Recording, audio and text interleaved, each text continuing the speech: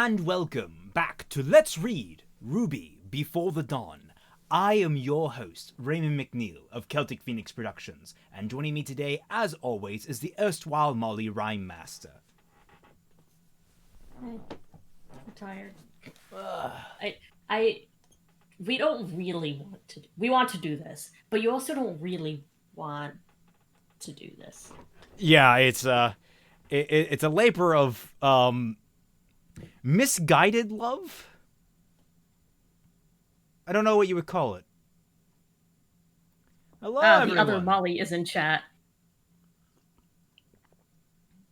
Yes, Molly too. You know, I've actually worked a couple of places, and like both of the janitor jobs I did, there was always someone with the same name as me. And so basically we just numbered them based on when they were hired. When I was in Army ROTC at school, for some reason, like half the men were named Patrick. Yeah, that adds up. No, it doesn't. I don't know why that is. That's weird. I should point out that like most of the kids at my school come from upstate New York or Massachusetts. So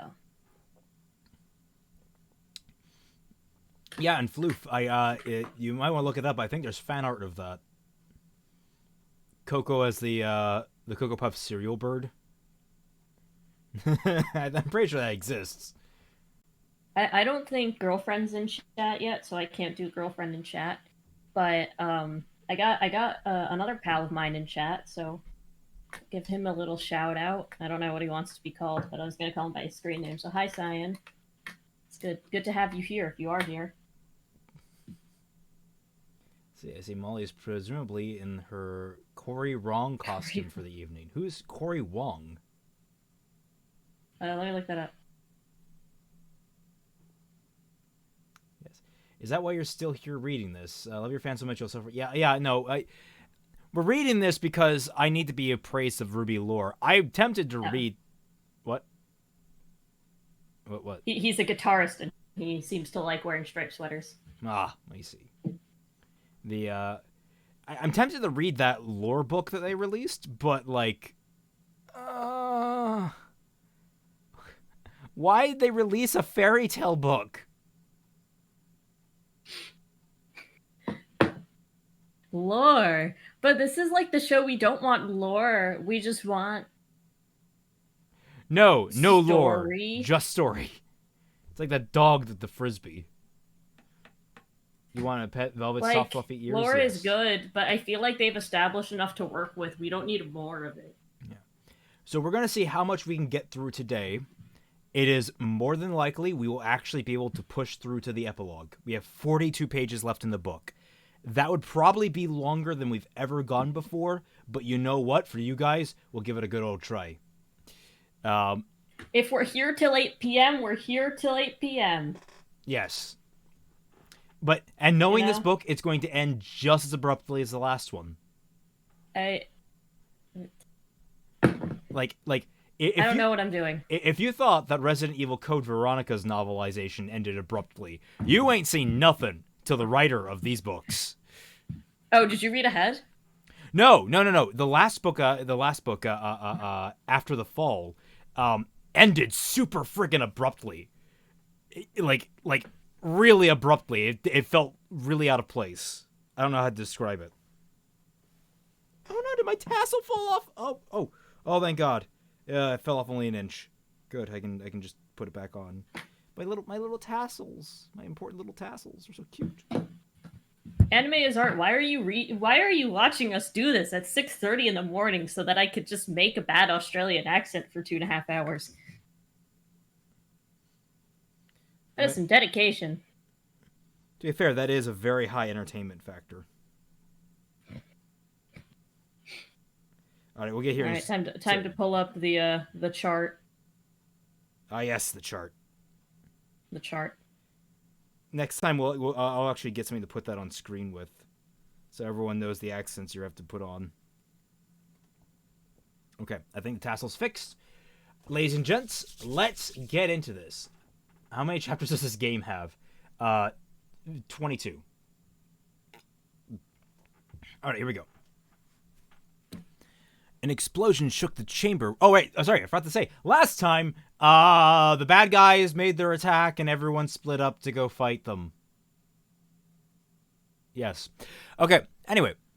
An explosion shook the chamber where Sun waited, followed by a series of smaller explosions like gunshots. The mine rumbled around Sun and the vacuums he had freed. Then stones fell from the ceiling and clouds of dust filled the air. What was that? What was that? I guess someone asked. That would be Velvet and Octavia, Sun said briefly. For a moment, he wondered whether he should go after them. But while Velvet and Octavia no doubt needed him, these people, the drained people of Vacuo, needed him more. They needed not find their way out of the labyrinth of the caves without him. If there was even still a way out. Even there was a Hold on, I got this. Should we check on them? Someone said from a bed. They're done for, a gruff voice replied. Sun and the others turned and saw Bertilek Celadon. Oh, this is Bertilek. They're done for, a gruff voice replied. Sun and the others turned around and saw Bertilek Celadon sitting upright and throwing off a thin blanket that covered him. Soon he swung his legs around and hopped to his feet. If they're up against Carmine, they're more than likely on the wrong end of that blast. A shame, though. I always liked that bunny girl. Sun grabbed Ryubang and Jingu Bang. He set his jaw and stalked towards Bertilek. How long have you been awake? He couldn't be too careful with this guy. Long enough, said Bertilek. Rebuilding my strength. Jill took a lot out of me. My fault for letting her touch me, and for trusting Carmine. He laughed, as if he had nothing at stake at all right now. Pro tip, the prettier the face, the uglier the person. And you must be a beautiful person deep inside, Sun said. Way deep. I've been lying here wondering when you were going to free me and invite me to your little party. I'm just an innocent victim here. You're far from innocent, Sun said, frowning. In fact, you're probably one of the only person in this room who deserves to be drained like that. Believe me, no one deserves that, Bertilek said. I know that we're 19 chapters in, and I still don't really know who Bertilek is. He was in the first book, so he got a lot more focus there. But he's just sort of like a general asshole. Think Cardin. Obligatory asshole character. Yeah. Think kind of like Cardin a little bit, but a little less pompous. He's much more subdued than Cardin.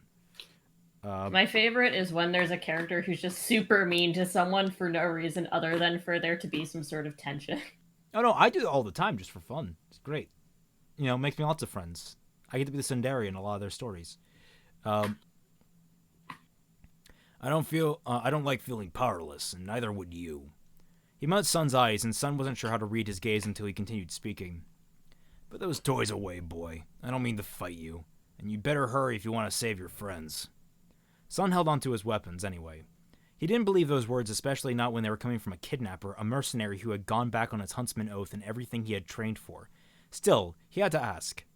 You're helping us? Brief pause here. There's a huntsman oath?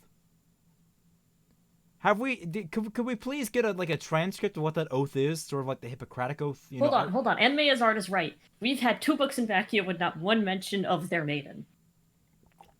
Because why would we use our world building for anything when we could just forget it exists? Exactly. I don't understand. What do huntsmen? What's the oath a huntsman takes? Because they're mercenaries. I will make sure to die before I turn 40. Yeah, maybe he betrayed it because he's lived so long. Damn. She can't perch on my shoulder very well. I didn't say that, but let's just say I'd like Carmine to see Carmine again. Repay what I owe her. Sun didn't think Bertilek was talking about settling of loan money. No dip, Sherlock. When they were strong enough to move, Sun led the group of 50 vacuums plus Bertilek back into the place where the tunnel branched, off in 4 directions. The mine rumbled and groaned around them, in constant danger of caving in. That way, Bertilek declared, pointing in one direction with confidence.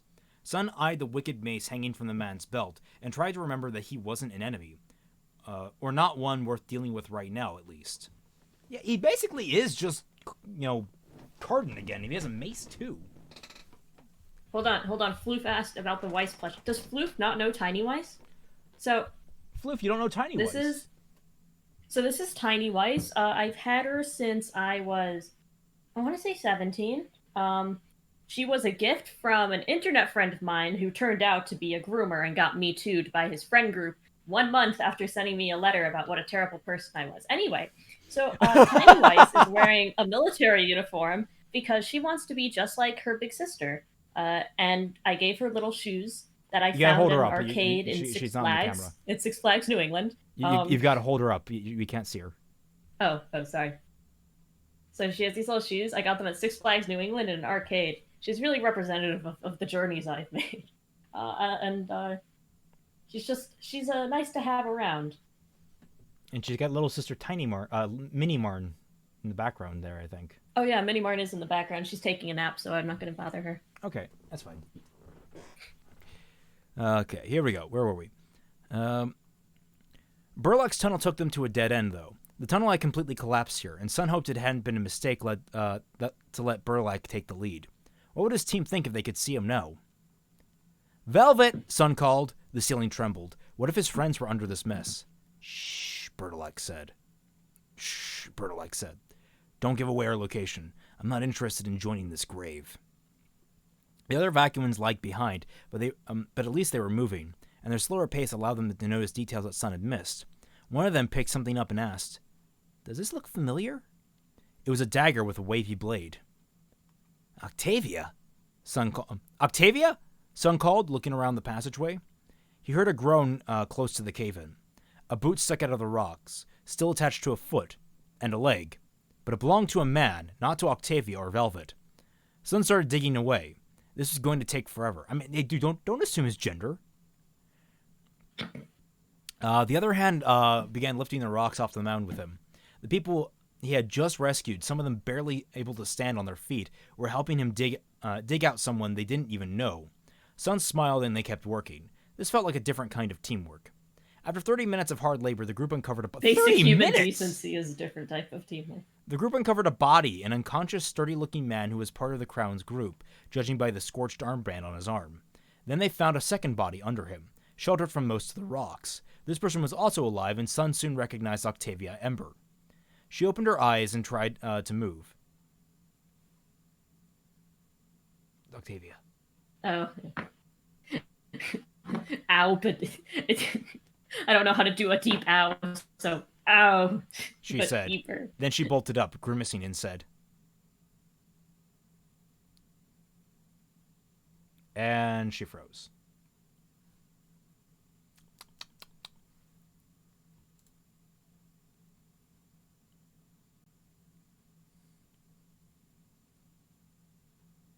Cut out for a sec. Did you read your line? Yeah, you froze. You froze. We waited for you. Go ahead and say it. Oh, okay. Am I at Velvet, or is she Velvet. Standing right there? Velvet. Velvet? She wasn't with you? Sun asked, helping her to her feet and trying not to panic. She was standing right there. Octavia pointed in Bertolek's direction. The huntsman was crouched over a hand sticking out of the rock pile, holding a sai. Bertolek grabbed the sai triumphantly. Oh, that's right. Aha! There you are, Red. He tucked the sai into his belt and drew his mace, bringing it over his head. This is what you get for stabbing me in the back. Stop! Sun closed his eyes and one of his clones flashed into existence besides Bertolek, grabbing the mace before he could bring it down on the buried body in front of him. Cute trick. Bertolek shook the mace free and faced off against Sun's clone. Don't cross me, kid. This isn't Carmine. Octavia told him. She was standing over there during the explosion. She was closest to the avalanche. The spot was several... Oh, okay. The spot was several steps away from the body. Yeah. Bertolek sighed. Even with extra aura, Carmine couldn't have survived that, he said. Or if she did, she must be out of the air by now. Maybe he wouldn't get his revenge after all. Sun raced across the room and started digging faster to get to Velvet. Everyone else pitched in to uncover her, quickly but gently. Help us! He shouted to Bertolek. Bertolek grinned. You missed a spot. He put his mace on his belt and eased himself back on a large boulder. When they finally freed Velvet, Sun didn't like how fragile and still she was. With all the care he could manage, he reached down and lifted her out. You're not supposed to move her. Something could be broken. Octavia said. She's fine, Sun said. She's going to be fine. He just kept telling himself that. He removed her camera from its holster on its back and laid her down gently on a flat surface. Come on, Velvet, he said. If you're hurt, your team is going to kill me. Always worried about yourself. A tiny voice said to Velvet. Said. Velvet smiled. Oh, I just had the image. Tiny Velvet. Oh, thank the gods! Someone said from the crowd. Sun sprawled next to her. Velvet, you okay? She opened her eyes wider and spoke more clearly.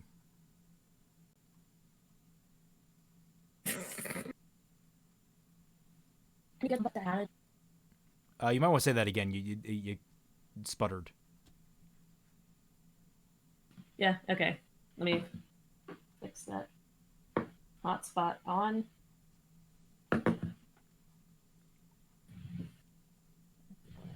Hotspot on. So it will take a second. Because I'm going to disconnect and reconnect. But I don't want us to keep... Yeah, Sun went too hard on her. She needs to lay out a little bit.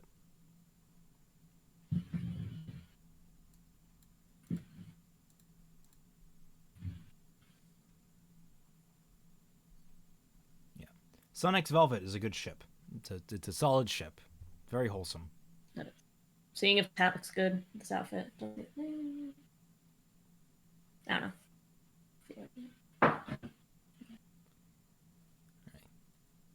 Alright, so give that line a read again.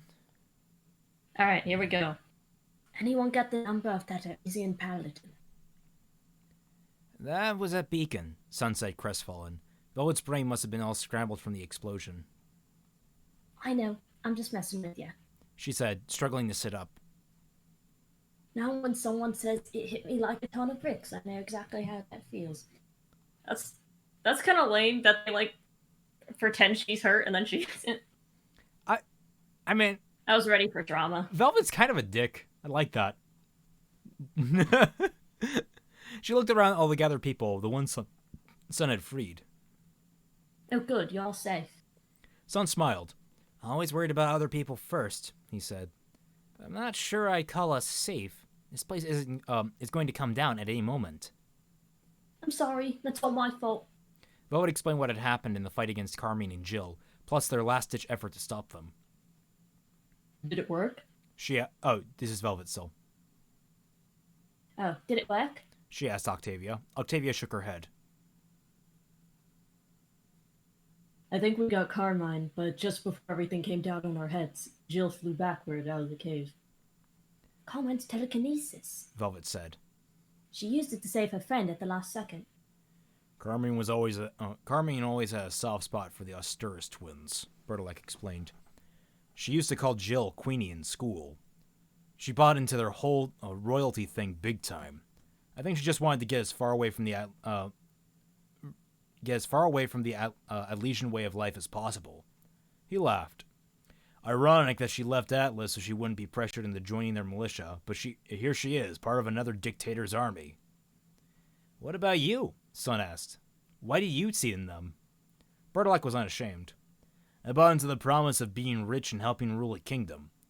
I don't care if they're really the heirs to the throne or whatever nonsense. If you have the power to take something, then that's all that's all the birthright you need. Jax and Jill have their own power. Have a lot of power. He scowled. Some of it even came from me. I mean, I guess Bertolak has been consistently a really good character just because he's unabashedly a greedy bastard. It's great. Also, I need to lower this freaking blind because I'm going blind. Oh my god. By the way, how's volume in the meantime? Are we both good? I don't think we've had any complaints. Hey, chat, how have we been sounding, huh? How's my driving? How's my driving, chat? There, is that better? Okay, now turn on this light. One of my professors refers to the live stream as chat. He'll just be like, "The questions in chat, like how are we doing today, chat?" It's really interesting because it's an engineering dynamics class. He literally said, "All right, if you can't hear the problem, put F in chat since you all like doing that anyway." All right, here we go. Son pressed him for more. Does it bother you they thought you were more useful as a battery than in a battle? He asked. Bertolak shrugged. It's a paycheck. I respect this man's grift. It's great. I hope I never need money that bad, Son said, stepping away from him. Bertolak turned and stalked off. See you around. Son looked at Velvet, Octavia, and the others. I think that's the only way out, so now we're going to have to follow him, and it's going to be all awkward. Velvet was quiet on their way out of the underground base. Don't feel bad, Son said. It was too much for any one person, maybe even for an army of people. I know, Velvet said. I mean, it was a good... Son stopped. You know? I'm not beating myself up for losing, Jill. Velvet said. I'm thinking. Thinking about what? Velvet smiled. A plan. When they emerged, they found... See, I'm excited for this because every time Ruby tries to do a plan, it's like the most second grade shit I've ever seen in my life. But remember when they stole an airship in Volume 6? That was a plan. Fucking terrible plan. When they emerged, they found Bertolak standing still, taking a deep, appreciative breaths. Fresh air, he muttered. Velvet ignored him and headed directly for a box on the ground that seemed to be wired into the mining rig. I thought so, she said. It's a transmitter. For what? Son asked. Octavia gasped.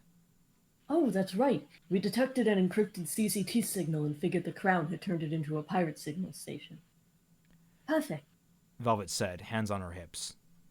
Just what we need. To call for help? Octavia asked. Exactly, but I can't unlock the station without a password. Son looked closer at the box. Can't you hack it? I'm really better at building and wiring things, Velvet said. I know how to configure the settings on the relay station because I recently had a chance to read through the service manual. And you remember everything? Son asked. Velvet's right ear twitched. See you again. Oh yeah, photographic memory. Bertolak strolled over. Not that I was eavesdropping or of any desire to help you, but Malik. What's that supposed to mean? Son asked. That's the password. I told you. I heard everything while I was down there. It's the name of... the... Malik the Sandera, Malik the Sandera, first king of Vacuo. Velvet said.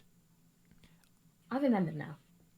Velvet tapped away at the little keyboard, pausing to read the screen. Her brow furrowed. Bertolak suddenly bellowed. All right, Red. Where are you?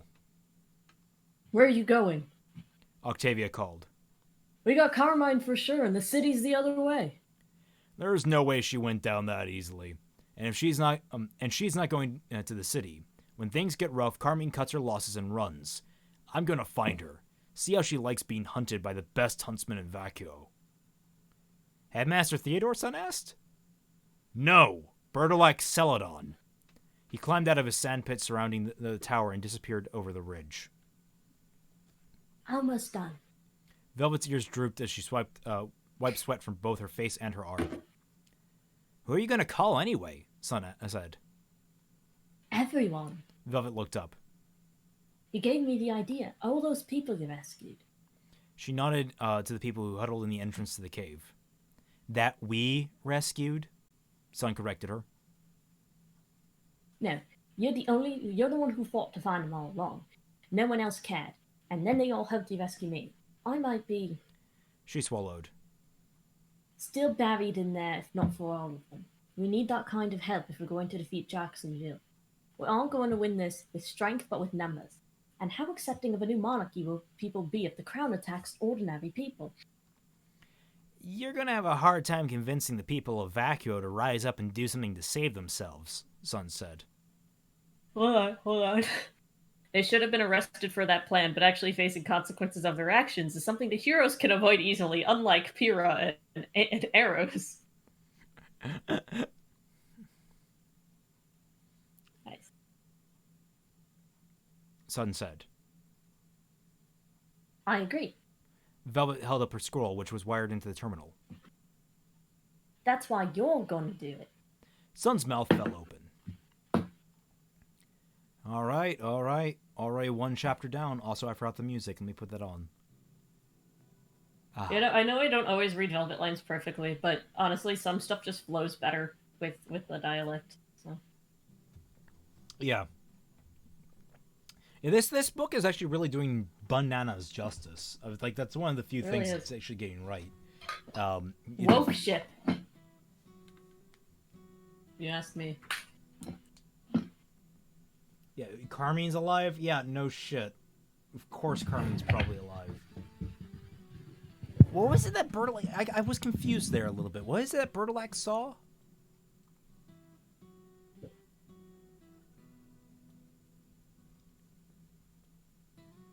I guess he just doesn't assume she's buried under those rocks. I guess that's it. Okay. Well, let's see. That was how many? That was 7 pages. Let's see. How long is this one? Chapter 20? What is the next chapter? Must be like 80. Oh, there was a shooting near here. Shots fired, it says. Which happens about once every 3 days, so. 31. So this is... Oof. Guys, upstate New York. This is what? So it's 29... This is 12 pages. But there's trade-offs, so we're fine. No, hold on. Ryan doesn't get it. Ryan doesn't... A woke ship does not mean a crack ship. A woke ship means that nobody's really considered it, but it would be amazing. Yeah. When you just throw 2 random characters who hate each other together, that's not woke. Or who probably would hate each other. Again, we don't know exactly how that dynamic would work out with James and Adam. Be an interesting one to explore, but I don't know if we'd ever have, like, the opportunity. Huh. Whoops, shootings. Must be Sunday. Alright, well, Molly, you're up. Let's see, there was a shooting today, yesterday, the 17th, the 14th. Jesus Christ. There's always a black SUV involved, too, which makes me worried that it's the same person. Oh, this one was a black BMW. Ooh, they upgraded. Alright.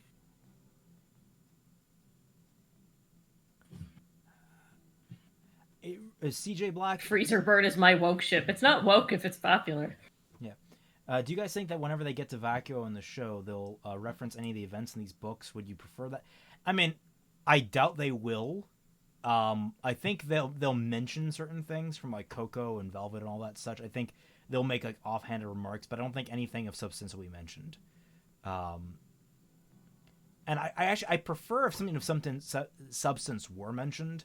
I prefer continuity over just ignoring things. I really get annoyed by Halo with how much the books get ignored.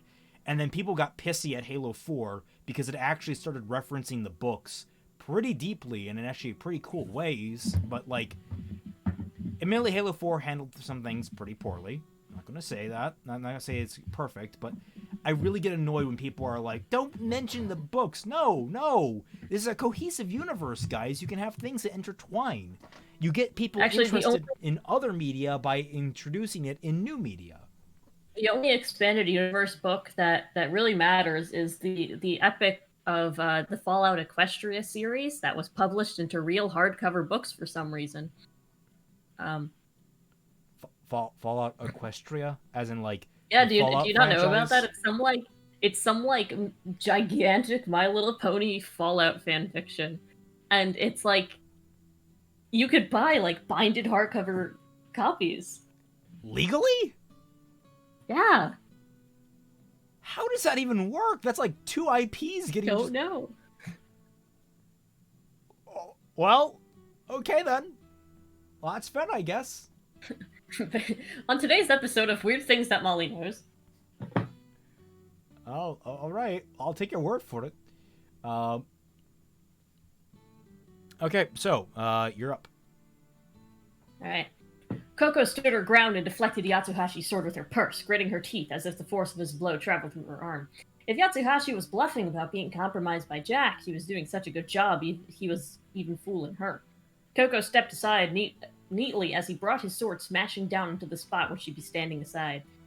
She swung her purse around and around, slamming into his arms. She held back just a tiny bit, and yet somehow that seemed to piss him off.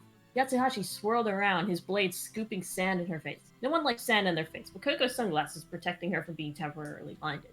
She spat the sand out of her mouth and grinned. "We're gonna have to do more training after this. You're rusty," she called. Her mind wandered for a moment to how Velvet Sun and Octavia were handling their mission. Coco didn't know what Jill was capable of in a fight, but Carmine was a handful all on her own. Her train of thought was cut off when Yatsuhashi rushed at her. She dashed towards him, dropped to the ground, and slid between his legs. Then she rolled to her feet, turned around, and kicked him in the back. Yatsuhashi went flying into another crown soldier who was locked in battle with Neptune. Hey, I had him! Neptune whined. "Sorry," Coco said. Then she winced as Yatsuhashi knocked Neptune over and faced her again. Coco switched her purse to a gun and planted herself. She and Yatsuhashi had practiced enough together for her to know how much she could handle. Yatsuhashi was almost in Coco's face before she fired her gun. "Focus, Coco," she told herself. He held up his sword and blocked the bullets. Coco stopped firing, not wanting to hit anyone on her side with friendly fire. Yatsuhashi knelt and held his sword point down. Eyes closed while he focused. Coco braced for what she knew was coming next. In a fluid motion, Yatsuhashi slapped, bringing his sword around and around. He spun with it like a top, using the sword's weight in front of him as his momentum to slingshot him towards Coco and bring his sword around for one final powerful blow. Like, it's trying to Beyblade! think about the dynamics of that. It's the Levi. It's the Levi. Even I know that reference. Isn't Yatsu a bit big to do the Levi? He's just as a bigger Levi. A big Levi. Would Weiss X Sun be considered a crack ship or a woke ship? That borders on woke, I'd say. I don't know. I don't see Weiss getting together with a Faunus. I really don't. I'm right there where I'm not a big fan of like I. At least following fixing RWBY standards, like if she were written well as a racist beforehand, because she was in Volume 1, like that sinks deep where I don't see her getting together with a Faunus. I feel like there'd be too much lingering like psychological complications. Like, babe, sorry, I am a racist. Yeah. Says a slur in bed. Like she just, you know, she'd actually be lucky if she went with Blake, because Blake actually likes fish. But can you imagine like any other cat fauna? She just like makes like a fish for breakfast in bed, and it's just like, babe, I hate fish. What the fuck? I remember back when Monochrome was still viable. That was the one I liked back when I was 15, 16. Them's were the days. I remember back when ships were still viable and they weren't just like a massive hatred. Yeah. You know, I was talking with my friend earlier and I mentioned the 4 main characters in RWBY. I did not mean Ruby, Weiss, Blake, and Yang. I meant Ruby, Weiss, John, and Oscar. Don't remind me he exists. Because Bumblebee has made Blake and Yang moot.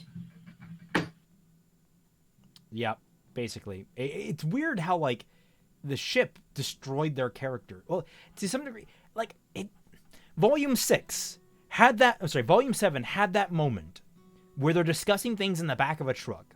And ignoring outside things, it felt like a real human discussion where there were actual characters for a minute. And there were actual people who were actually kind of going towards a relationship, but still sussing things out and where they stood in the world. Like, that felt real. And then literally nothing after that. I like the part where someone was like, hey, maybe you two would work better with other people. And they were like, no, because we're soulmates. And then Blake gets her ass kicked. It was great. Okay, where were we? Well, she gets her ass kicked in actual battle. In the practice, they show some like basic combo, and people are like, wow, amazeballs. That was hella lit, queen.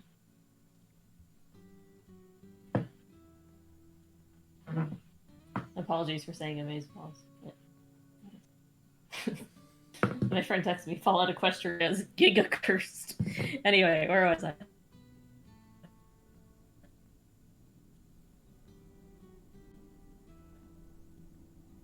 And we lost her. F's for Molly. F's for Molly in the chat.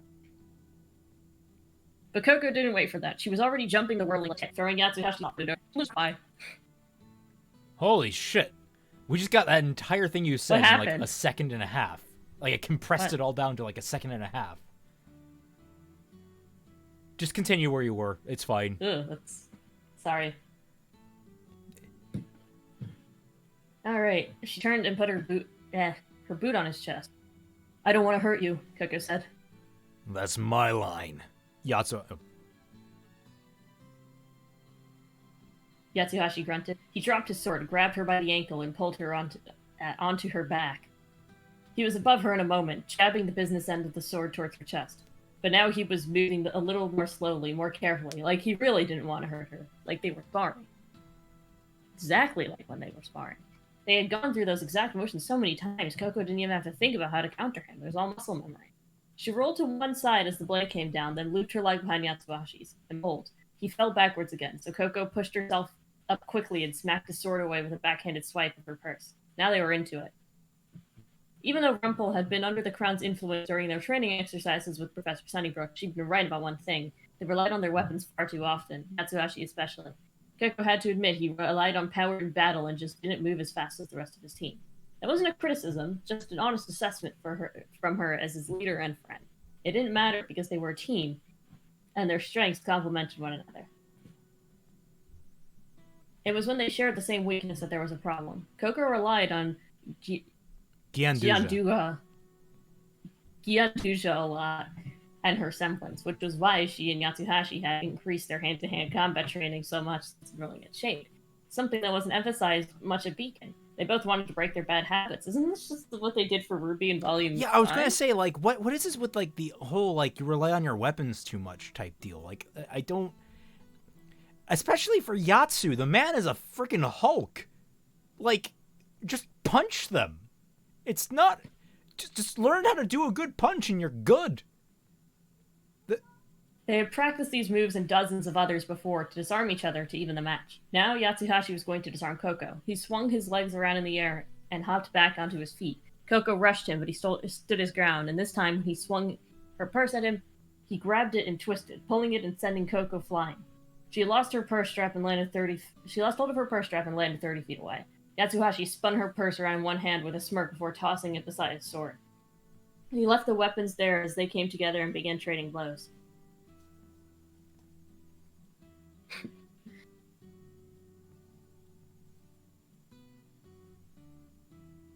Coco designer purse defeats Buster's. Something had changed in the middle of the battle, and Coco was fairly sure Yatsuhashi was back. She would test that hunch as they followed the choreography they had rehearsed over and over again. They're fighting almost like a dance. I hate chat. Just checking. Yatsu could crush the enemy with a clap of his butt cheeks. Oh, Christ. Yatsu's dummy thick. Thanks, chat. Love you, chat. Also, I'm just gonna raise this. Help? I'm just gonna raise this. Remember how Monty described Velvet fighting? No. Because he was like, I was 14. Yeah. When he was like, oh, we need someone to design the costume for Velvet. Think she's very nimble. She's very, she's a mage type character and she moves around a lot. Think jumps around a lot. Does she jump around a lot? Does Velvet strike you as someone that moves around a lot when she fights. No. She just mimics other people's combat styles, which they don't move around a lot. I to this day, I do not believe the weird light projection weapon was what Monty had in mind for her. Sorry, I just wanted to raise that while we're so focused on choreography. Maybe the original weapon is that the box was supposed to be a nuke, and she was nimble because she could just run away from the blast area really, really fast.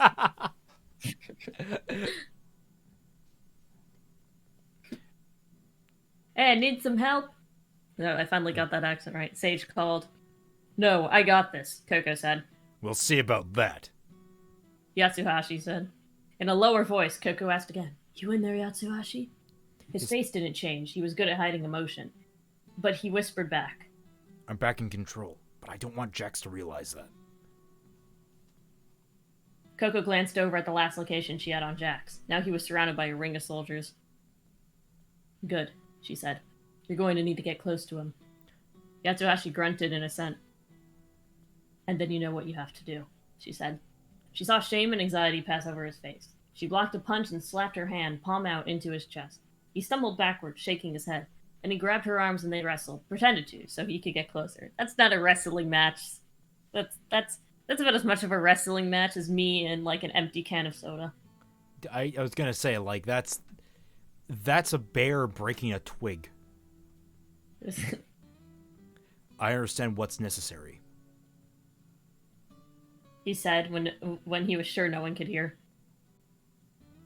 Then let's bring the fight closer to Jax, Coco huffed.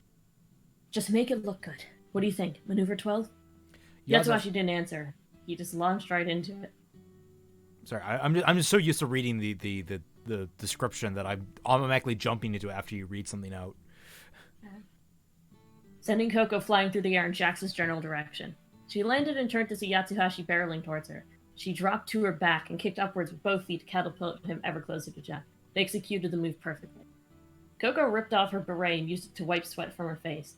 The Crown's forces had plenty of horror to burn, but fighting was already wearing her out and slowing her down. She surveyed the moonlit battlefield, wondering how long Shade's defenses could hold out. Their numbers were about evenly matched, but the real power was all with Jax and Jill. Neptune had enough to worry about without Coco in the road. So if this is a break, I'll read okay. it. Yeah, we'll just keep trading off like that. Neptune had enough to worry about with Coco and the rogue Yatsuhashi intervening in his fight. The Crown soldiers had all had ridiculous semblances, and even if he could bring himself to, we're not going to show any of them, use his own, it wasn't particularly useful in the desert. On top of that, the enemy seemed practically invincible.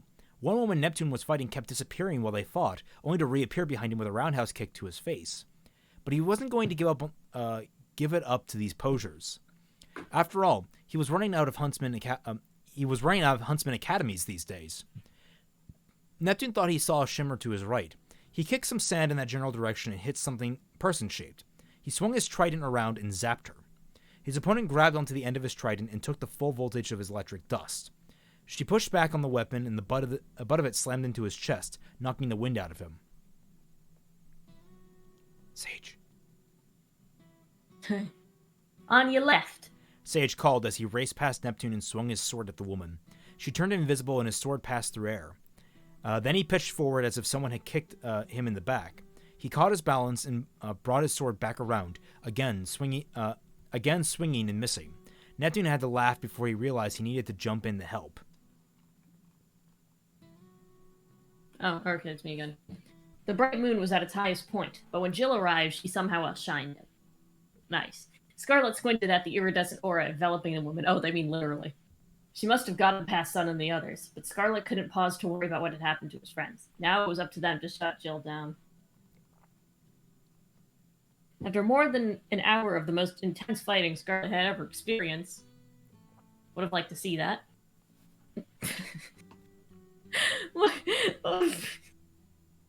we got a super chat. Anime is art.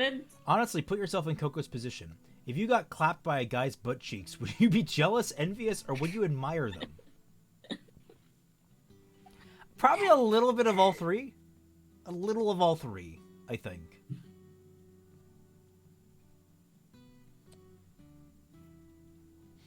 I think Coco would then invest in much even tighter jeans after that.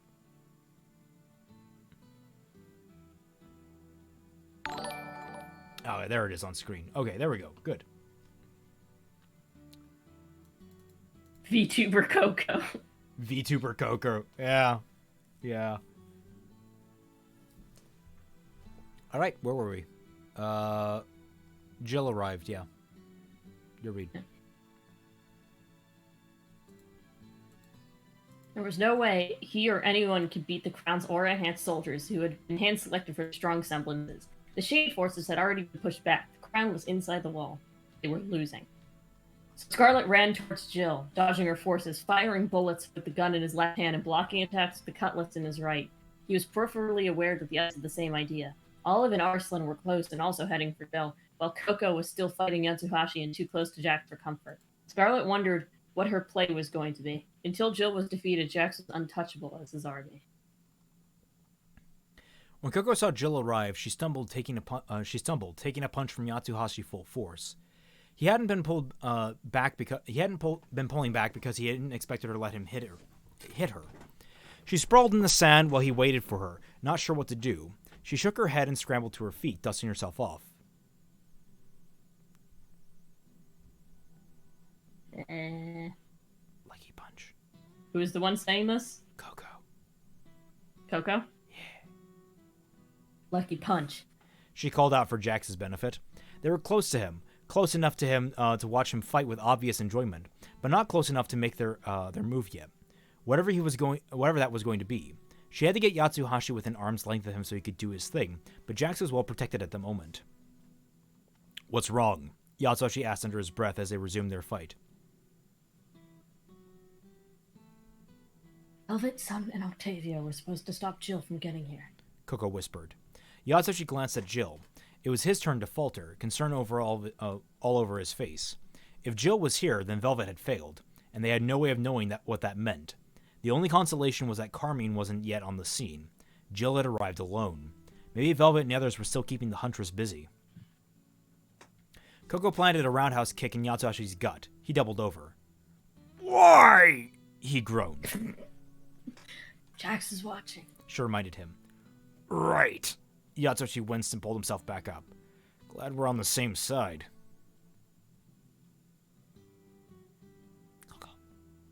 I know. I got things I'm taking care of. Anyway, my mom is in a trivia game and needed to know a baseball question. Ah. Me too. She breathed. You may not believe it, but I don't enjoy beating you up. I don't believe it, he muttered, swinging wildly, intentionally just missing her. Especially since I can't remember you ever beating me. Well, you've got that memory thing, so... Coco ducked and delivered an uppercut that came just a half inch short of actually hitting him, though he yelled and staggered away from her. Coco rolled her eyes. Tone it down, she mumbled. Now that Jill's here, maybe we should go after her, Yatsuhashi said. Coco considered. She saw Scarlet, Olive, and Arslan all converging on Jill, and she thought they had the right idea. New plan, she said as Yatsuhashi circled each other. I'll go for Jill.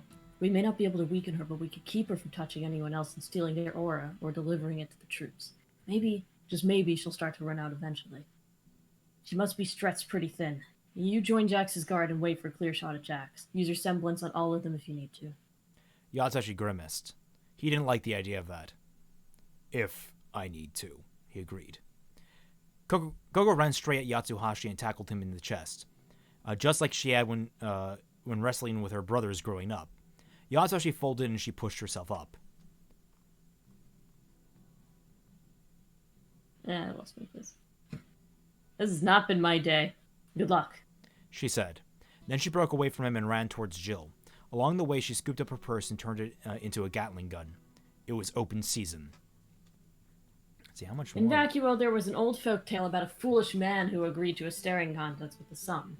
After many days, weeks, and months had passed, through which the sun had refused to set, the sun finally looked away and capitulated to the man.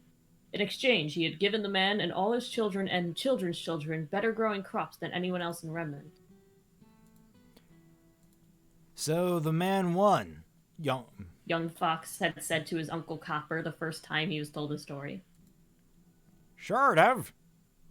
Copper had told him. Not long after. Oh, Not long okay. after that, the man began staring at the sun. He lost his eyesight, but he was very good at faking it. He had nothing left to lose, so he pretended that everything was fine. He kept his eyes open, but he was blind for the rest of his days. So the moral is that sometimes, in order to win, you have to give up something important. Fox had said, Copper had been quiet for a while. Well, no. The moral is don't look directly at the sun, but other things might be more applicable to you. Sure. Fox liked the story, though, and he always asked Copper to tell it to him before bed, until Copper switched to The Boy Who Cried Grim and explained that the moral of the story wasn't don't tell lies, but don't be annoying, because people will just let you die. It's facts. Fox had doubts about what his uncle said, but the story stuck with him. Whenever someone asked Fox what happened to his eyes, he told them he had won a staring contest with the sun, usually with an extra comment like, I wish I could have seen the look on his face when I beat him, or honestly, it was just blind luck. Sometimes he wondered what it would be like to see, but Fox guessed he became more powerful because he couldn't. Whatever the reason, Fox sensed Gil Astorius' magnificent aura well before she arrived, coming closer to shade like the rising sun. Jill was almost too painful for Fox to focus on, but he forced himself to do it while he waited for her to be slowed down or for her blazing presence to be snuffed out by velvet. So dramatic. When Fox forced himself to look directly at Jill, he immediately detected lines radiating from her towards her twin brother, Jax. It was like a web stretching between them, linking their auras. And it was magnificent. You okay, Fox? Nolan asked. Nolan asked. He stuck by Fox's side when he noticed how his friend seemed overwhelmed. Too many people were fighting close by, which was thwarting Ada's proximity centers, and she couldn't tell the difference between foes and friends as well as his own semblances could. Who's Ada? Ada is his assistant device. It's built into okay. his. It's like one of those. It's like those phones that use like audio only stuff. He has earphones he puts on. Oh, right. There's too much noise on top of it all, drowning out Fox's ability to listen for audio cues. All he knew was to hit the bright things, and Nolan yelled directions to him when he needed him. It's much more straightforward and fun to fight good old Grim instead of other huntsmen.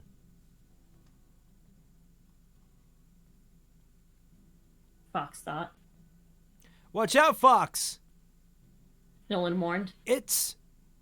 Nolan stopped mid-sentence. Do a barrel roll! Very funny, Fox said. His head hurt, and it was draining his own aura to use his semblance to broadcast constantly to the Beacon Brigade. Nolan? Fox turned in a circle. He already sensed one of the Crown's people behind him, but it wasn't until he turned that he could see her vague shape.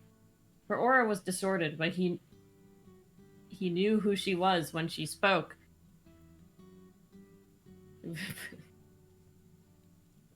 Was Umber the southern one? Umber was the southern one.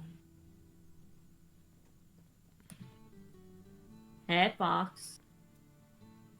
Umber said. Is Nolan okay? Fox sensed his friend's aura, but Nolan wasn't moving. He just can't believe his eyes, Umber said. She's frozen me somehow. Nolan said. Oh yeah, she can freeze people when she makes eye contact. Neptune sent. Fox grinned. That won't be a problem for me. Fox and Umber circled each other. Good. With her eyes on him, Nolan was free from her paralyzing gaze. Thanks. Watch out! Nolan said. Can you be more... Oh. Umber had shot one of her whips towards him, and it felt like she was wrapping him up like a spider encases its prey in webbing. Spiders confirmed. Nice. Umber, what does that even mean? Spiders confirmed. Spiders confirmed. Spiders have been confirmed. There are confirmed real spiders.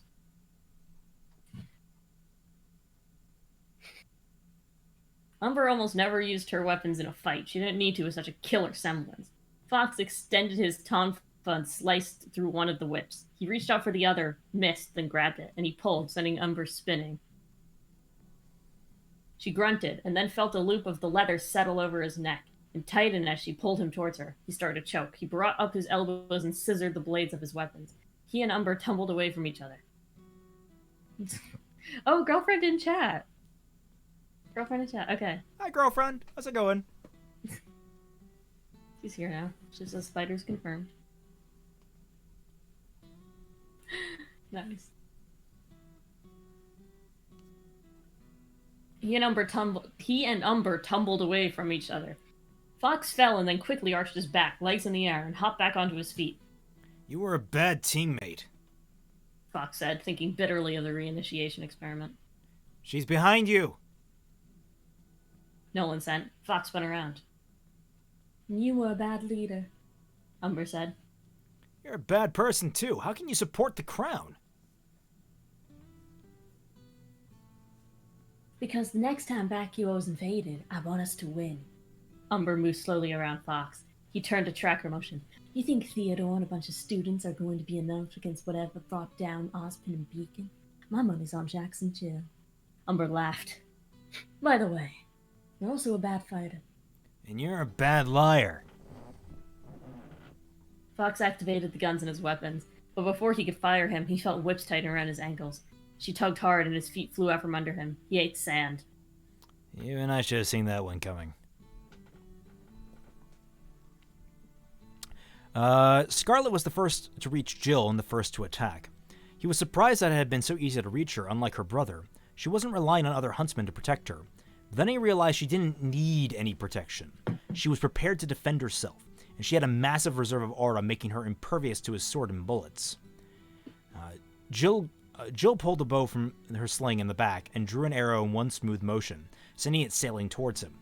He knocked it out of the way with his cutlass, barely, and then he fired at her with his pistol. She didn't even dodge, just accepted the full force of his bullets. She fired another arrow as she ran towards him, and another. He blocked them just as before, but then she was right in front of him, reaching out a hand. He heard gunfire and then dust bullets exploded against Jill, amped up by Coco's semblance. Jill stepped back, swatting her face as though the explosive rounds were no more than bugs. She dropped her bow over Scarlet's head and spun around, sending him into the air. He tried to glide to a safe touchdown, but he was too low to the ground. He skimmed over the sand and hit it a few times and bounced into the air like a skipping stone, and then crashed to a halt. For a moment, he just lay there, stunned.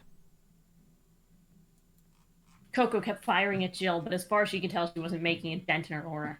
It was just like the fight with Carmine earlier. Hand to hand, then. First ahead. Coco thought as she swung at Jill. The other woman didn't even flinch, but Coco was satisfied to have wiped the smile off her face. Briefly. I'm surprised Theodore is letting students fight his battles for him, Jill taunted. I'm surprised you're fighting at all, Coco snapped. Don't you usually hide behind stronger fighters, drain innocent people of their aura? Coco was ready for the woman's arrows when they came flying towards her. Coco held up her bag to block them. You have a strong aura, Jill said. And it's 100% mine, not stolen like yours, Coco retorted, advancing. Soon your aura will become 100% mine too. Jill reached out to touch Coco. No way, I'm still using it. Coco reached too, grabbed Jill by the forearm and elbow, pulling her forward. Jill was caught off balance, and Coco shifted her grip to her hair. She brought a knee into Jill's face as she pushed down on her head. Jill scrabbled around for her hands' fingernails, digging into Coco's skin like claws. This was when Coco noticed a small crown-shaped mark on the inside of Jill's wrist. Is that supposed to be a birthmark? She asked. Jill held tighter and stared hard at Coco. Coco gasped as she felt aura being drawn out of her. She collapsed onto her knees. Oh, boy. Oh.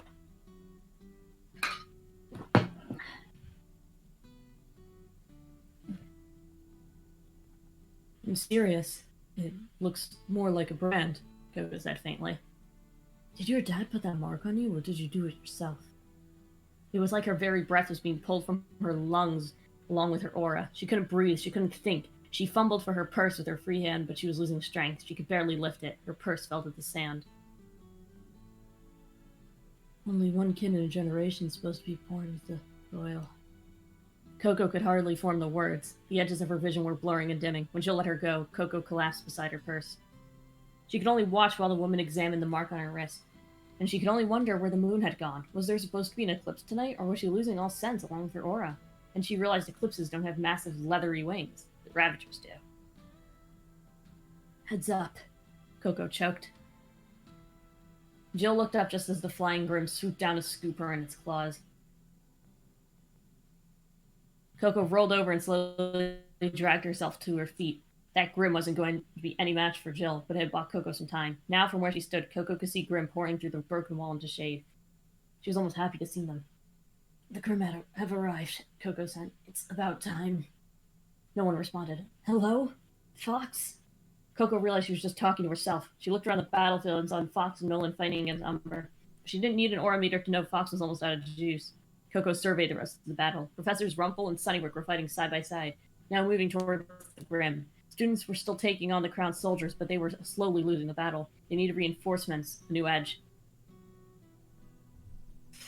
And right now, Coco couldn't see how they were going to get through either Jill's or Jax's defenses, so it was a matter of time before the battle was lost. But even when you know you're going to lose, you keep fighting. Coco watched Headmaster Theodore boxing his way through Jax's guards. Oh. We got a super chat. Well, anime is art. Imagine if Jill, with her semblance, was a maiden. Holy shit! Yeah, that would be fucking OP. That's you take over the world with that. Yeah, that's almost interesting.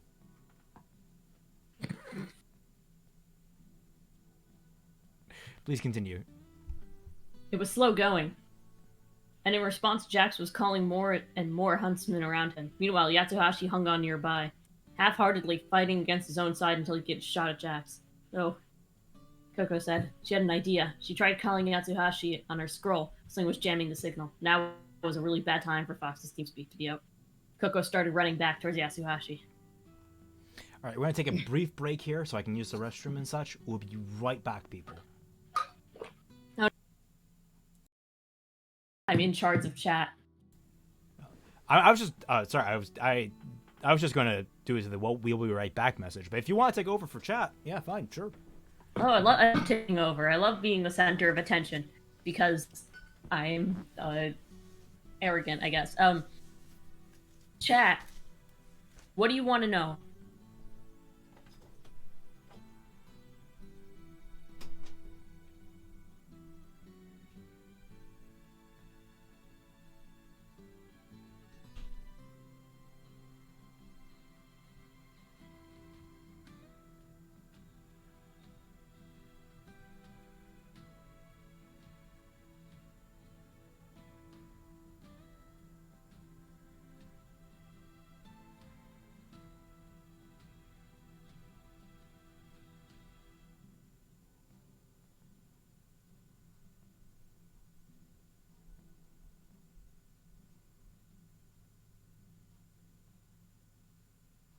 Thoughts on Miles leaving Rooster Teeth?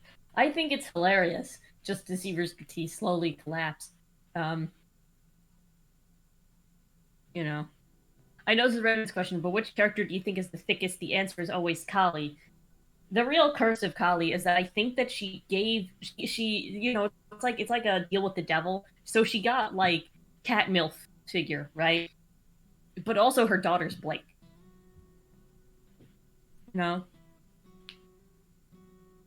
It's like you ask the genie to make you a MILF, and like the catch is that you're the MILF, but the kid that makes you the MILF. It's terrible. What makes you worried about Volume 8? The fact that it takes place in 48 hours.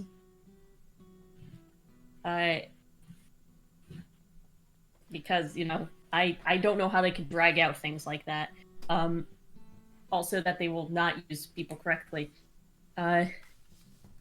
When is Tiny Weiss debuting her career as a VTuber? Now, if you would let it happen, if you could redesign an outfit for Sn or Kiffy, what would you do? I don't know why you used wood like the bark, but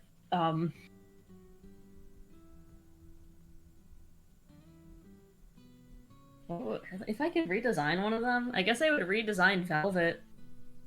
I never really liked like the bodysuit she has going on. I can remember. Actually, I haven't looked at Velvet's design in like 3 years.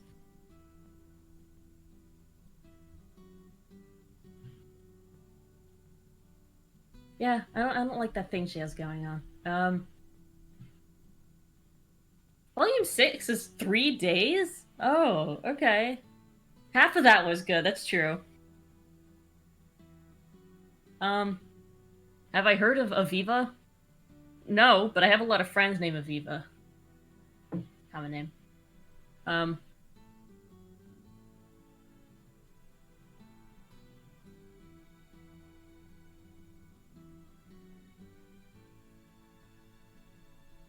make Tiny Weiss and Mini Marnie battle to this? No, Marnie's asleep, guys. Does this mean Blake will inherit Kali's thickness? No, that was part of the deal for the devil. Why does everyone like Velvet? Because she's an inoffensive character, which is she doesn't just there's nothing grating about her inherently. So, will Tiny Weiss ever apologize to Mini Marnie for stealing her lunch that one time? Weiss is just too. She has too much. Like she's too haughty for that. Which character, RWBY character, is most like you, Molly? Well, I have a personality, which rules out most of the RWBY cast. But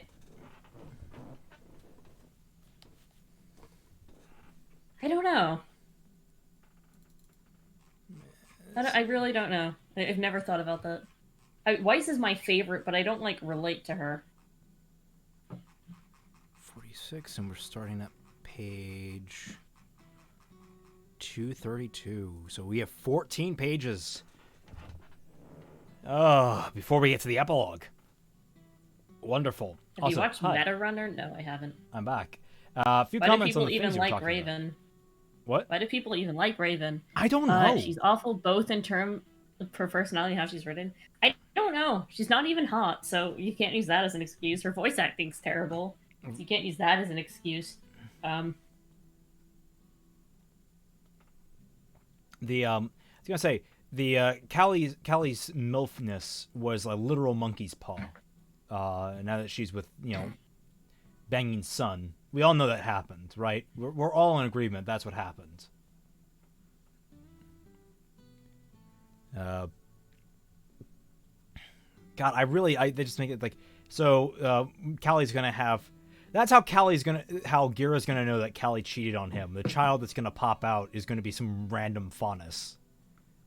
Because like that's how faunus work. If you're two faunus of different type, you just have a random ass. It's gonna be a fucking spider faunus or something like that. Snakes confirmed. Snakes confirmed. It's like my favorite clip of any YouTube video is snakes confirmed. We got. Okay. Well, let's get into this. This chapter looks fucking crazy. All right. Jill struggled in the talons of the Ravager as it carried her high above the battlefield. Her forces were winning against against Headmaster Theodore and his students. The Grimm were a complication, however. For the record, if they're already at Vacuo, at Shade Academy, which is in the center of Vacuo, that means the Grimm are running rampant throughout all of Vacuo. Am I understanding that correctly, the logistics of this? Right? I'm not crazy. Okay. All right. So we're all in agreement that people are dying en masse because of this. Got it. She fitted an arrow and aimed at the Ravager's gruesome face, letting the arrow fly. The tip pierced the mask, splintering it, and the arrow embedded itself halfway into the monster's head. The Grimm dropped. Jill secured her bow and grabbed 2 arrows, clutching one in each hand, points down. She watched another Ravager flying below her and adjusted her trajectory so she would pass just ahead of it. As she did so, she flung out her arms to plunge the arrow into the Grimm's neck. Her momentum carried her down and around, slicing through the smoky flesh and swinging around out from under the beast. Jill landed not far from Jax's position. Her aura absorbed most of the impact and created a deep impression in the sand, but it was a significant hit. A little behind her, she heard the Ravager's body and head crash into the building. Jill climbed out of the crater and watched the creature dissipate into black mist. Grimm were swarming the campus now, and Jill's forces were engaging them. They were taking heavy damage. One of the problems with their soldiers was that they were too reckless, too cavalier about conserving their aura. They figured she would just give them more if they needed it, not considering that she would only be in one place at a time. And even her reserves had limits. She had already had half the amount of the aura she had when she started from before the battle. No offense to this author, but this is about as engagingly written as the fanfics I wrote when I was 16. Yeah. They needed to secure the school quickly and defeat or drive away Theodore and his group.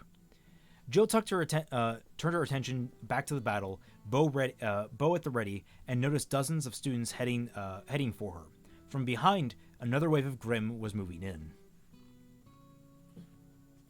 Yasuhashi was glad to see the Grimm. You go. We're switching. It's the final chapter. We gotta switch off. Yasuhashi was glad to see the Grimm. He could fight them instead of his classmates from Shade without holding back or feeling guilty. He felt bad enough that he allowed Jax to control him for even a short period. Yatsuhashi had become fully aware of everything he was doing under Jax's will, and somehow he was convinced that it was the right thing to do. It was like watching a film, though. On some level, Jax had made Yatsuhashi believe that he didn't. He had supported the Crown's goals, that he would do anything to protect them, that he had hated outsiders, especially with Team Coffee. With those alterations to his memory, to his very identity, a new Yatsuhashi had been born with unrestricted anger, afraid to use his strength to serve Jax. Meanwhile, the real Yatsuhashi, submerged in his consciousness, could only watch and struggle to regain control. He had to work out a way to turn his semblance against himself for the first time, losing some of his own memory in order to cast off Jax's programming and reassert independence. So it seemed Yatsuhashi could now make himself forget things selectively, and that was just as terrifying a thought as using it against others. Koko had helped too. Yatsuhashi was sure of it. Actions were tied to memory, as they fought and slipped into a familiar routine. Yatsuhashi shifted into autopilot. It had freed enough of his attention and resources to wipe the fake thoughts planted by Jax. But now he had to keep pretending so Jax wouldn't notice, and that would mean he couldn't tell his friend, the one he was fighting, that he was really on their side. The Grimm wouldn't care, though. Yatsuhashi needed to stick close to Jax. Fortunately, a Dromedon was heading his way. He retrieved his sword and jumped in front of it, prepared to dodge its acid spit. The Dromedon glared at him, its eyes burning with hatred and rage, and it charged, right past him. Huh? Yatsuhashi turned to see the Dromedon tackle one of the Crown's huntsmen from behind. Its powerful jaws clamped around his shoulder. Yatsuhashi stood, dumbfounded as he watched the man struggle with the Grimm. Why had he gone for him instead of Yatsuhashi? He watched another Dromedon run away from Arslan and head for someone wearing a silver armband. An even larger group was converging around the glowing woman, Jill Asturias. The Grimm were like moths drawn to a flame. Yatsuhashi's scroll buzzed. He pulled it out, hoping it would be Velvet. It was some sort of emergency broadcast. Yes, I know. We're having an emergency. He tried to silence it, but it kept buzzing. No, other scrolls were buzzing all around him. Yatsuhashi took advantage of the distraction to work his way closer to Jax. Headmaster Theodore was still fighting, of course, and Jax didn't have a scroll. Yatsuhashi snuck a look for other scrolls as he headed for Jax. He stopped when he saw Sun's confused face appear on the screen. The buzzing had stopped on every scroll began transmitting the same message. Is this thing on? Sun's voice echoed on dozens of scrolls across the campus. I think so, said Velvet. Go ahead. Velvet. Yatsuhashi pulled out his own scroll and watched Sun speak. Hey, Vacuo, my name's Sun Wukong. I grew up here, so some of you might remember me. I'm sorry I left a little while ago, but I came home to study at Shade. Home is important to us, right? I know we all move around at some point, and many of us don't have one city or another village to settle in, but if there's one thing I've learned these past few months, it's that home isn't really a place. It's more the people you keep coming back to. Right now, there's a battle raging in our city. You may have heard it of the Crown, the people who say they're heirs to the Vacuo's throne. I don't know about you, but I don't need a king or queen telling me what to do. We've gone a long time fending for ourselves, and it's made us strong. I'm not ready for that to change. Maybe you don't agree. Maybe you think that it would be nicer to have someone protecting you. Nice to go back to the old ways. They say that they can make Vacuo a paradise again, but we all know that Vacuo was gone. We've all moved on, but they haven't. Remember, those people have been missing for the last year? All those faces from the Weeping Wall? Well, my friends, I found them. The screen panned to a group of pale, exhausted Vacuans, and nonetheless smiled and waved. One kid called out, "Am I on TV?" People around Yatsuhashi murmured. And I know who took them. Jax and Jill Asturias. What are you doing? This is just what's going through my head right now. I just don't care about Sun's monologue. Right now, they're fighting my friends in the students of Shade Academy for control of Vacuo. The Crown has been using Vacuo and citizens, draining them of aura, brainwashing them to fight. Jax and Jill aren't real leaders; they're tyrants. Long ago, we lost our identity in the way of life because people became too content, and then the Fire Nation attacked. We let other kingdoms come here and take what they wanted from us to work mining dust, let us die in their mines, and then they left us with nothing but sand and heat. They promised us prosperity and paradise, but we ended up with nothing but bitter memories. But we did hold on to something. We have a home. We have each other. Now you have to make a choice. Every person here has to decide. Do you want to stay in charge of Vacuo's destiny, or do you want to give it all up to Jax and Jill, who have already shown us the kind of rulers they are? People who would take what they want by force. Don't use that. Don't use that song. What song? Nintendo loves copyright claiming that shit. Oh shit. Yeah. Okay, well I should have played the Super Mario Land OST then. Yeah. Sorry. Because they get me for the shop theme. I love that shop theme, but they get me every single time I try to use it. Shit. Okay. But we did have something to hold on to. We have a home. We have each other. Now you have to make a choice. Every person here has to decide. Do you want to stay in charge of Vacuo's destiny, or do you want to give it all up to Jax and Jill, who have already shown us the kind of rulers they are? People who take what they want by force, who care only about themselves. The days of trusting in others to defend you and our home are over. We need everyone to join us at Shade Academy right now and show the Crown who we are. Whether you fought before or not, grab a weapon, make yourself loud, and join us. This isn't the Huntsman's fight, but you can't. This isn't just the Huntsman's fight, and you can't wait for us to save you, because that's how we do things in Vacuo. Not anymore. Oh, because that's not how we do things in Vacuo. Not anymore.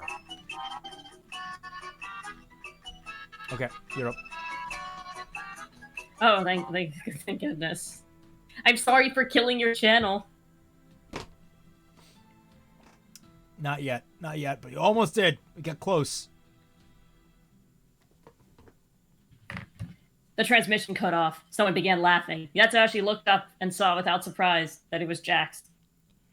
That was the most pathetic, desperate thing I've ever seen. You know you've lost. Why keep fighting? Was that the voice I gave him? Maybe. Yeah, it was really obnoxious. You're still reading.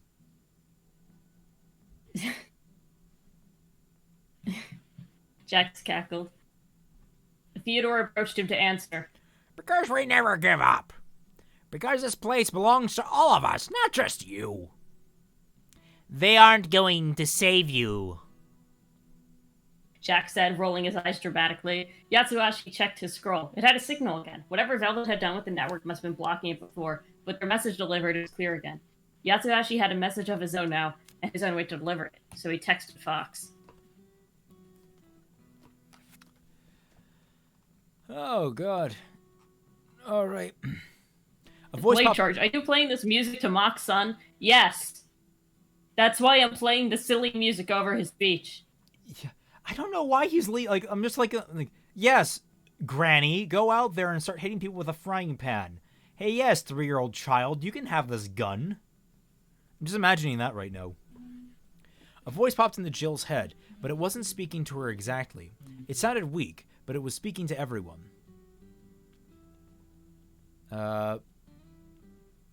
Hey. It's Fox, okay. Hey, I'm back. Anime is art.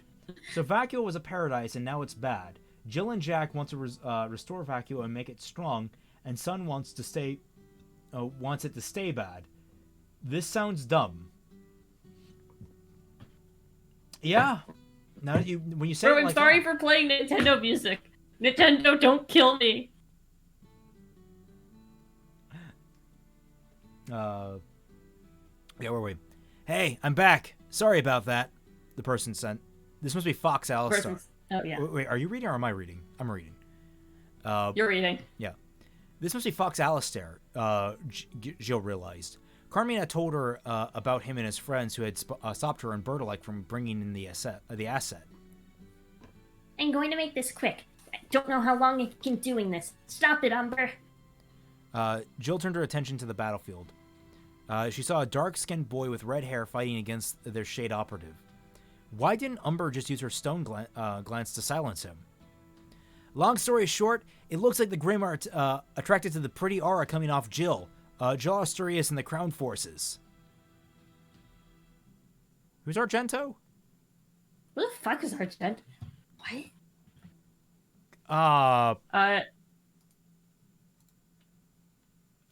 Oh, it was one of the baddies from the first few chapters. Oh. What? Argento said. He was joined by confused comments from the other crownsmen.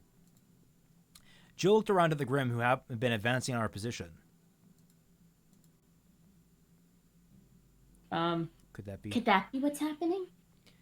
Jill had experimented once with transferring aura into Grimm that had been roaming near the wasteland base. The aura had been absorbed quickly and began pulling more from Jill, faster and faster until she ended their connection. The Grimm hadn't seemed altered by the aura at all. Whatever they were, they didn't use it for power, and they didn't have souls, but it had consumed the aura, and she had wondered if the thing that drew Grimm so strongly to humans and Faunus wasn't just their emotions. After all, even animals had those, but perhaps also their very souls, their aura. If that was the case, she was maybe in trouble here. This is my point. Do not attack the Grimm unless they attack you first, Fox sent. Let them go after the Crown's army and the Asturias twins. What?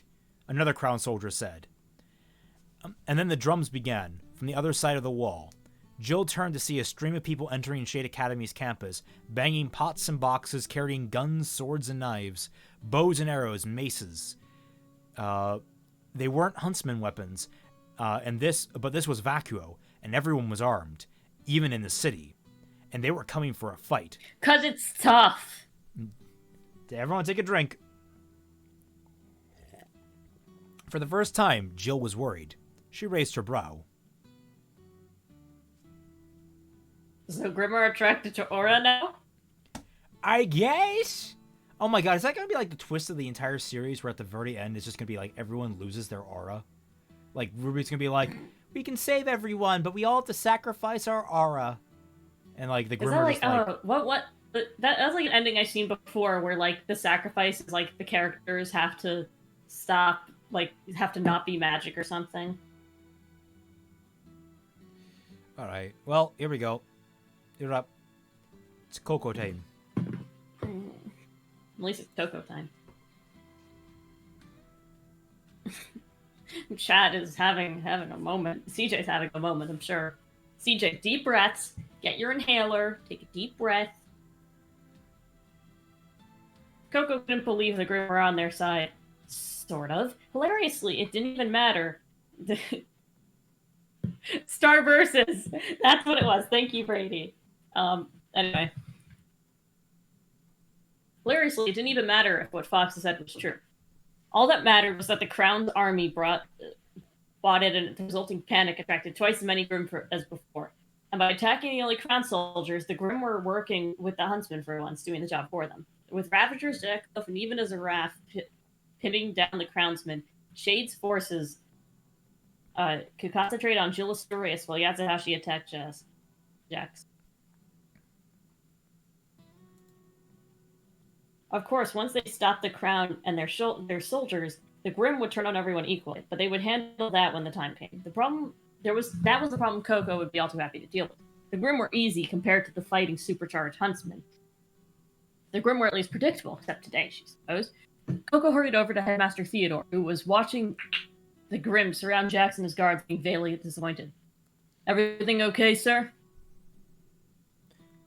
Miss Adele, you've been doing fine work out here. Don't think I ever noticed, but this isn't natural. The world is changing, sir. Theodore frowned. More than you know. But you aren't here to check on me. Let's talk strategy. What's your idea? Coco was surprised he had read her so easily, but it saved some of her time. Yatsuhashi isn't under Jax's control anymore, I noticed. Theodore said. If we could get him to Jax, he can use the semblance to temporarily wipe Jax's mind and disorient him, break his hold on the army.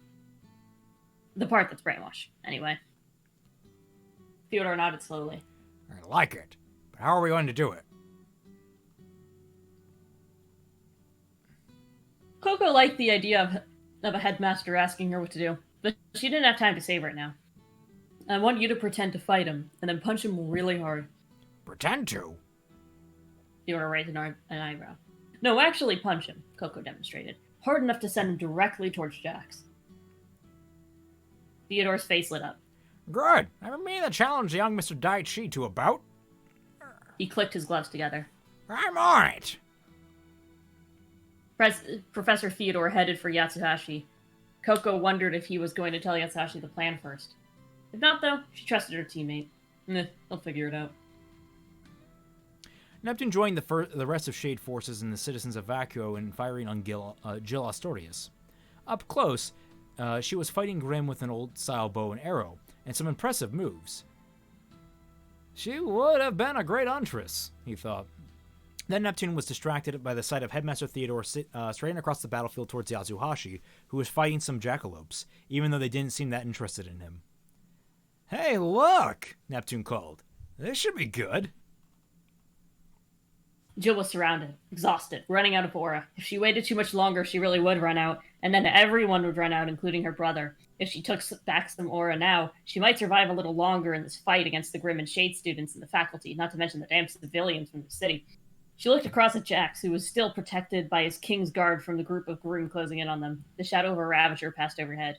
She locked eyes with her brother for a moment. They'd always had a special connection beyond just the aura linking them, so she knew he would understand when she shrugged and mouthed, I'm sorry. Jax's eyes widened. He shook his head. Jill began making her way toward the twin, forcing a path to the Grim, and reaching out to the crown soldiers as she passed them, pulling back whatever she needed for her and Jax.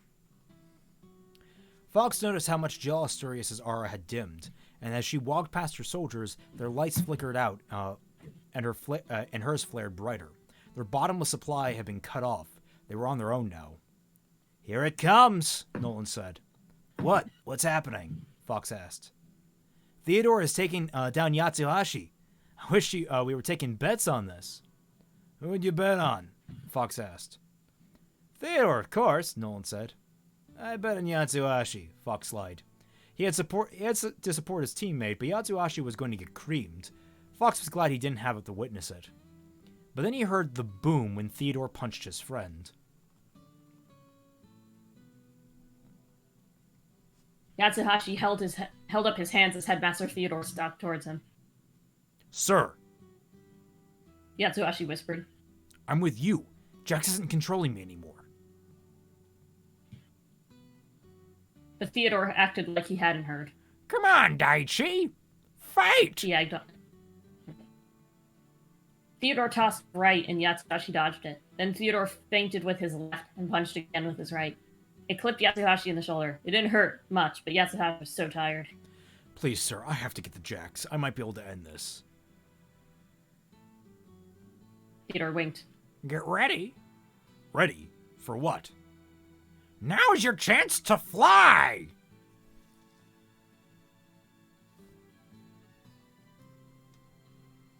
Theodore wound up and delivered a powerful uppercut to Yatsuhashi's chest. The gravity dust on his gloves warped sound. The gravity dust on his gloves warped sound in Yatsuhashi's senses for a moment. By the time he heard the boom, he was flying backwards across the field toward Jax. Yatsuhashi spun around and extended his arms like he was flying, but Jax wasn't there anymore. Yatsuhashi sailed past the spot Jax had been standing only a moment ago and crashed into the back of his Zerath. He bounced off and landed in the sand, stunned. He couldn't breathe or move, and his aura was down by half. He watched the Zerath turn toward him and lower its head to charge. Luckily, the Zerath wasn't interested in him. It would go straight for the strongest source of aura in the vicinity, which now included Jax and Jill. Yatsuhashi groaned and pulled himself to his feet. he swayed unsteadily, but he prepared himself as the giraffe headed towards him. Oh, is he gonna ride the giraffe? It's gonna be fun. It'll be great. Koko winced as Yatsuhashi missed Jax, who was now fighting his way towards his sister, swinging a tarnished curve blade. Koko ran to intercept him, slightly impressed that he could fight at all. Jax had trained to be a huntsman too, but he didn't seem the type to let he seemed the type to let others do his dirty work. He was clearly trying to help his sister, though, as she had been overwhelmed by practically Shade's entire army and was now trailed by an army of Grimm. His weapon was just a sword, like one of the antiques Koko had seen on Professor Rumpel's wall, maybe another artifact from Vacuo's olden days. Jax showed more force than skill as he waved it around in his attempt to keep Grimm and Huntsman alike out of his way while he struggled towards Jill. You came for me. Jill said when he finally reached his sister's side. Of course, he would do the same, Jax said. Man, I guess obnoxious voices just run in the family. Yeah. The two of them huddled while bullets rained on them. The Grimm were closing in too, but Jax knew that was only one of Jill's problems. More importantly, she was weakening by the second. We came into this world together, and we'll leave it together, he promised. We can escape. Jill insisted. I still have enough aura. No, Jax said firmly. we aren't leaving. This is our moment, what we've spent our whole lives building towards, We've lost. Jill said. Somehow we've lost. You heard that, kid. We're from Vacuo, and that means we never stop fighting. Jax stood and turned to face the bullets head on. If we can't take Shed Academy, I'll settle for destroying it, We'll die if we stay. Jill said, her voice barely audible. Jax looked at his sister. then we die. You can't do an exclamation point and her voice barely audible. How am I supposed to read that? Jill stared at him, horrified. He had seen that look a long time ago, when they were students at Shade and he had told her he was going to be expelled. He had asked her to come with him. With almost the last of her strength, he felt her sever the link between them. Jill was starting to pull back the aura he had, the aura she had given him, to save herself. A bullet pierced his left arm. He cried out and saw blood. He felt a burning pain. What are you doing? Stop! Jax grabbed her arm. She was stronger than him, a better fighter, but he only needed a moment. Give me all your aura. He told Jill. Give me all your aura, Oh, sorry. He told Jill. Her eyes widened. As you wish. She said, and she did. Jax stood in front of her to shield her from the bullets. He had tried this before when they were kids, shortly before she had first given him enough aura to activate his semblance. That was when he learned that he could make suggestions to other people, or, with a little more effort, to make them do what he wanted. Back then, he'd hoped that if he drained Jill of aura, he would never have to rely on their connection again. But that plan had failed. Jill couldn't give away everything she had because she needed some aura to send aura.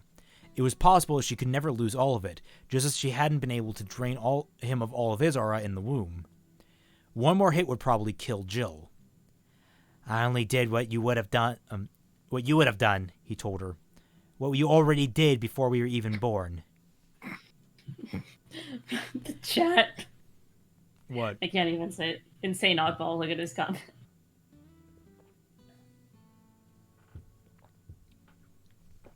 Yep, no, that's about accurate.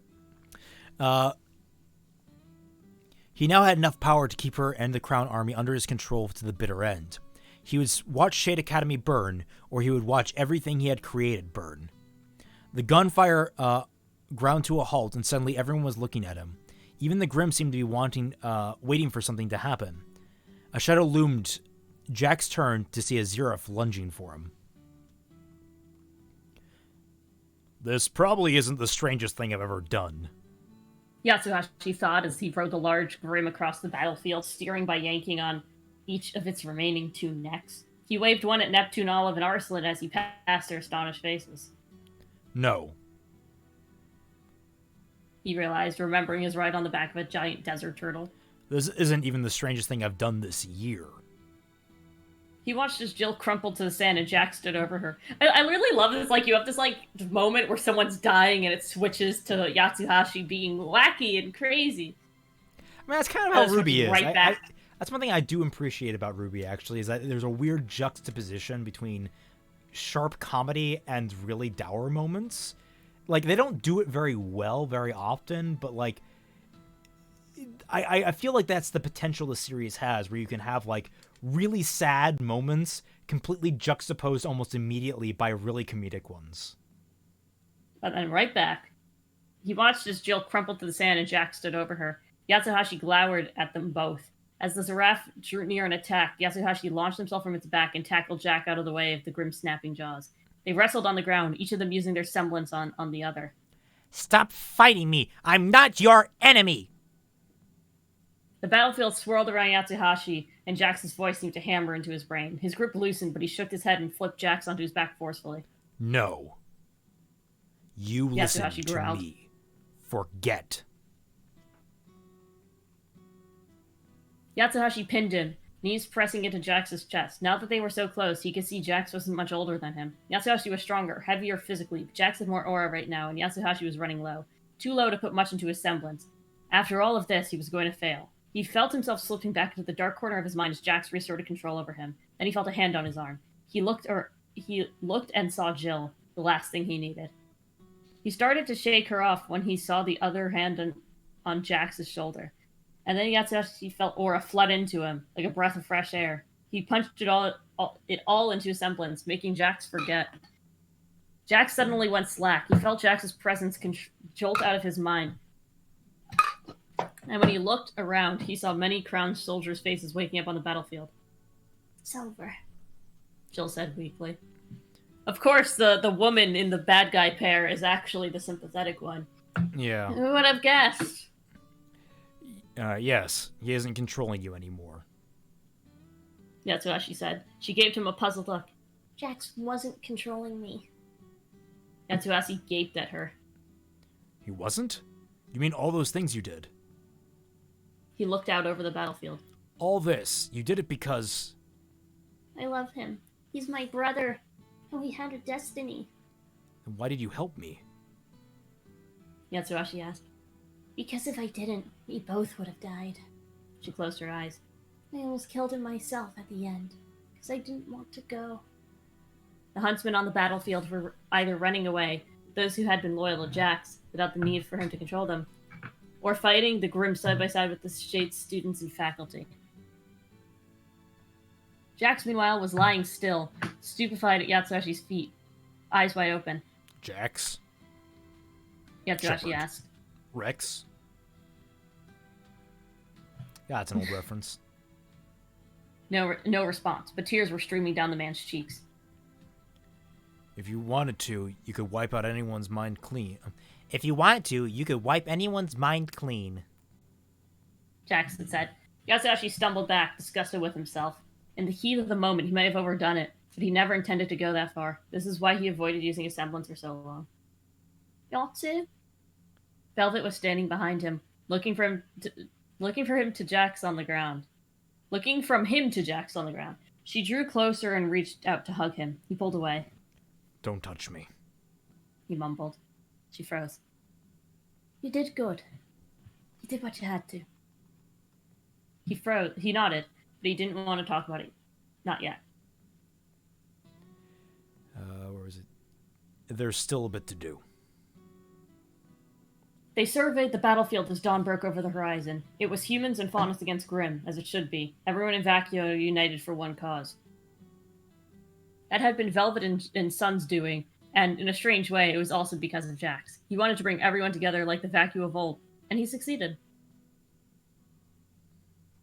It's just, it'll be nice just to be, it'll be nice to just be fighting Grimm again, Velvet said quietly. I was just thinking that. Yatsuhashi said. As the raft spotted them and charged in their direction, Velvet summoned a hard-light version of Coco's gun. we'll defend them. She nodded towards Jill and Jax. We won't leave their sides. Yatsuhashi stood next to Velvet and drew his sword. All right, team. I'm going to change the title of the stream to 19, 20, 21. Why is this epilogue like 17 pages? No, it's not 17. 1, 2, 3, 4, 5, 6, 7. 7 pages? Mm-hmm. All right, we can rock that. Let's do it, folks. We're in the end game now. I can't believe you guys have stuck with us for so long. Yes, this has been a wonderful time. Someone was actually enjoying the first Beacon Brigade meeting after they had taken down the crown. It was a different experience now that they had something to celebrate, and they all felt good this time. With their school, when their school had come under attack, they had fought and won, and they had done it together. Everyone, regardless of where they had come from it in the first place. But it would still be a while before things were back to normal. At the end of a long morning clearing Shade Academy in the surrounding area of Grimm, the rounding up of the Crown's still loyal soldiers, like Umber Gorgonian. What the fuck kind of name is that? She Armenian? She a what? She Armenian? Maybe. Headmaster Theodore had French? addressed the school. Ugh. I have an air pocket in my stomach. I gotta... Ugh. I'm proud... Headmaster addressed the school. I'm proud of each and every one of you, he said, striding back and forth on the battlefield. You've proven to me that when time comes, we will all be ready for the greatest test of any of us have ever faced. More importantly, I hope you've proven to yourself that you can rise to any occasion, and to one another. Several of Shade Academy students nodded their heads and cast apologetic looks at their classmates from Beacon and Haven. Nothing forges bonds with comrades better than the heat of battle, Theodore went on. Professor Rumpel had to clear her throat. But that's for discussion at a later time, Theodore said. For now, let us appreciate our victory in this moment, our shared victory for Bacchio. Go on, get some well-earned rest and have some fun. He joined his gloved hands and shook them above his head. After getting some sleep and food, Sun felt like he could do anything. You ready for this? Velvet had asked him before the meeting. Sun nodded. Just one thing I have to do first. She put her hands on her hips. Hold on.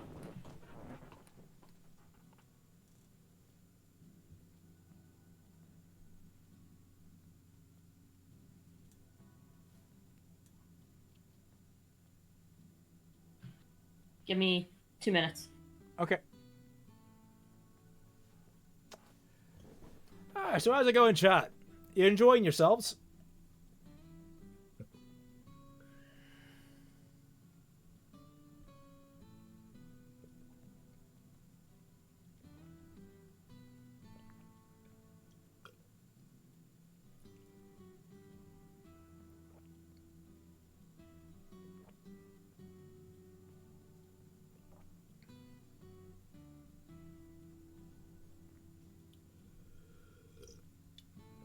Brady, I can't tell if you're joking or if you're serious. I wouldn't be surprised.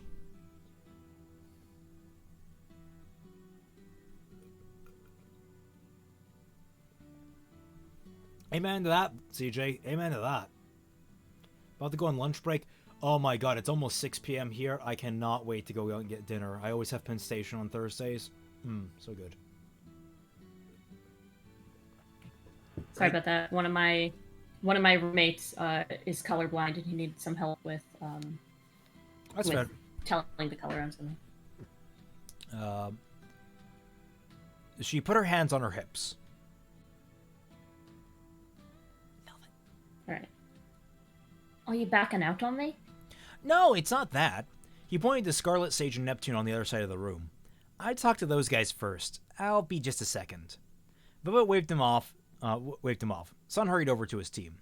Hey, Sun said. Hey, said Scarlet, reading him warily.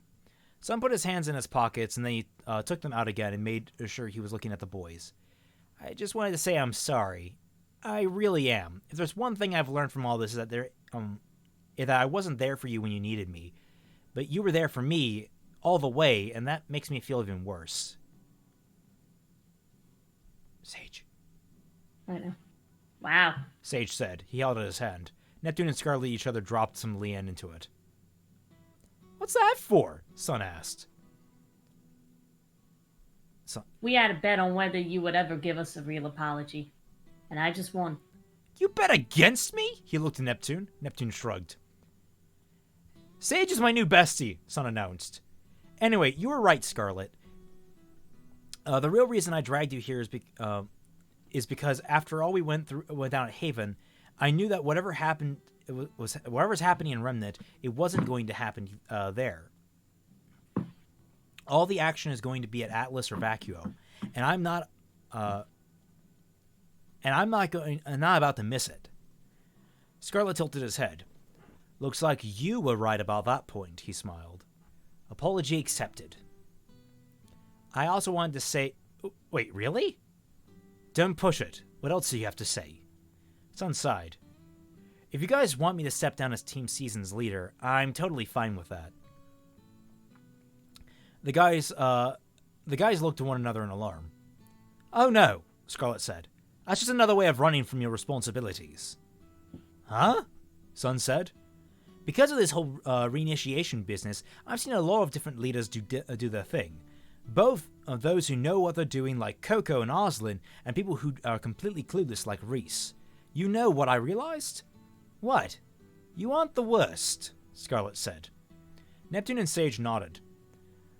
I think that's the nicest thing you ever said to me, Sun said. Do you know why we came with you to Vacuo, Sun? Scarlet leaned in. Why? Sun asked. Because we're going to come here with, because you were going to come here with or without us. You can tell I'm tired. We decided. Scarlet gestured to himself. Molly? Molly! No! You okay there, Moles? What happened? You dropped. I don't know what happened. I'm good now. I'm good now. Okay. You gonna put the face cam back on? Yep, there we go. All right. Where would this stream be without this? I really want to say some snarky things, but I'm gonna bite my tongue on that. Because you were going to come here with or without us. We decided, Scarlet gestured to himself, Neptune and Sage, we decided to keep the team together, because that's what teams do. They stick together no matter what stupid thing one of them does. And we weren't going to do anything to fix our problem waiting around in Mistral. Sooner or later, probably sooner, you would have gotten bored and disappeared again. That's a really bad life advice. If a team isn't working out, maybe you should reassess being a team. Sage. Yeah. Sage said. We may be in Vacuo, but at least we're in Vacuo together. And if life is anything but boring, Neptune added. Sun opened his arms. Bring it in, guys. We need to hug this out. That's okay. Scarlet walked away. Sun watched him go over and talk to Nolan.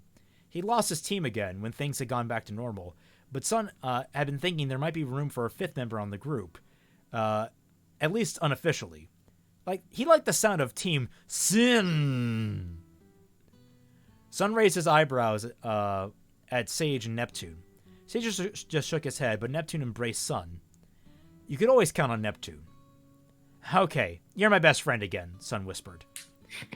It's not like friendship is magic or anything, Baka. No, he could always count on Team Sin. It was good to be back, and he wasn't planning on leaving them ever again. Not for too long, anyway. Oh, thank God, my brain was about to melt. Looks like you added that. Gotta get into Aussie mode. Hang on, guys, I'm switching into Aussie mode. Looks like you and your team had a heartwarming moment back there, Velvet said as they walked through the streets of Vacuo. Sun was letting her lead the way. She was really getting to know the city. Yeah, we finally aired out our problems, which was long overdue. Thanks for letting them tag along. He glanced behind them at Scarlet, Sage, and Neptune. Thanks for letting me tag along, Velvet said. Sun looked around the marketplace as they passed through it. Seems like everyone's in a good mood. People certainly seem friendlier, Velvet said. Here in back on campus, the vacuum has really come around. Right now, Sun had the most recognizable face of the city of Vacuo. Everywhere he and Velvet went, they were greeted enthusiastically by their fellow citizens, many of whom had been fighting alongside them only a week before. Who doesn't like to win? Vacuo hasn't done anything like that in like 100 years. And it helped make it and we helped make it possible. Shade Academy hadn't been this popular since, well, ever, and this trust of the outsider students had disappeared practically overnight. They had come to realize that the refugees weren't the weakest students from Beacon and Haven, the ones who ran away. They were the ones strong enough to survive the battle, smart enough to know when to retreat, and brave enough to fight for their new home. If you fought for Vacuo, you belong there. It was that simple. After they had walked for a while through the twisty streets, Velvet stopped. Here it is. She sounded mildly surprised that she had found it. Sun looked up. The dojo was exactly the same as it was, maybe a little smaller, colors faded by the sun. Maybe it only seemed larger than life and more vibrant in his memories. How long did you live here? Velvet asked. Not long, a few years. Long enough for it to be home, she said. Sun raised his hand to knock on the door. He hesitated. Velvet knocked for him. And when he looked at her in shock, she smiled and stepped back. Sun took a deep breath and waited. I'm here, Velvet said. The door opened and his cousin Star appeared. She stared at him for a moment. Hey, cuz. I'm back. She slammed the door in his face. Sun blinked. His face got red. Sun, Velvet said. It's okay. Oh, that's you. It's okay. I deserved that. The door opened. Yes, you did. But I was just kidding. Sun's cousin grabbed him into a hug and rubbed his hair the way he'd always hated. I deserve worse. I should have told you I was going. Oh, Sun, I always knew where you were going. Somewhere. No matter how much I wanted you to stay. She held him at arm's length. I only wanted you to say you would be back one day. I know you needed me to help out. She laughed. Not really. I mean, it's nice and all. We could use you now, too, since your little pirate broadcast. We've had a lot more people interested in combat training than ever before. And if they knew you were here, that'd be good for business. But I want you around because I love you, and I'm thrilled that you're here. Well, I'm still sorry. She rolled her eyes. Then she turned to Velvet. There's plenty of time for recriminations and apologies. Who's this? Another one of the heroes of Vacuo? Is that what they're calling us now? Velvet blushed. Star, this is Velvet. Velvet, this is my cousin Star. A gust of wind ruffled Velvet's ears and pushed against their backs. Star looked up. Wind's picking up. Get inside quickly and I'll make us some cactus tea. Looks like there's a storm coming. Sun glanced up as they passed the threshold. He didn't see anything, but his cousin had always had an uncanny sense for the weather. The wind blew and she said the wind was blowing. That's so special. Now, what have you been up to since you went to Haven? Star asked. That's a long story. Well, you have anywhere better to be right now? Sun looked at his cousin in Velvet. I can't think of one. Do you know those guys? Star had been about to close the door, but she was peering suspiciously at the street. Oh, right. Sorry, I missed that line. She went to the door and opened it wider. Neptune waved at him. Scarlet bowed. Sage gave a dorky salute. They're with me. They're kind of my family, too. Mind if I invite them in? I think you better, Star said. Okay, but don't listen to a thing they say. She put a hand on her hip. Something tells me I'm going to like them. They're idiots, but they grow on you. Sun beckoned them in and closed the door behind him. He watched his friends and his cousin introduce themselves and start chatting about the recent battle, the dojo, and Sun himself. He smiled. Now he was home. And that's it! Jesus Christ, like... What? Remember that entire subplot about his cousin that was brought up, like, in Chapter 3 and then never touched upon? Like, I don't... Yep. What was Sun's journey here? What did he learn? What was that? I don't understand. Like, I'm trying to unravel the exact, like, what they were trying to say about this. Because, like, honestly, throughout this entire book, he just kept doing his normal thing, and it got him into trouble, but it also helped solve the situation. So I'm not entirely sure what we're supposed to learn from Sun's journey here. We're supposed to learn that we both got better at voice acting, and we have fans. So Fair. love y'all. Well, I love Sage gave him a dorky salute. That's more character for him than the rest of the entire book. Jesus Christ, you are not wrong. Sage got nothing in this book.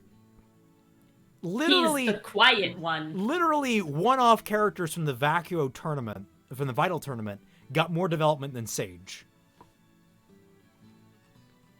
About the author. I don't care. Turn the page for a sneak peek from Storm Warning, an all-new story from your hit show Genlock. Who's writing it? Melissa Scott. Okay, well, it has Cammy on the front, which, good on them. But it looks like a brick to read. So, you know, no. So, folks, there you have it. RWBY Before the Dawn. What do you guys think?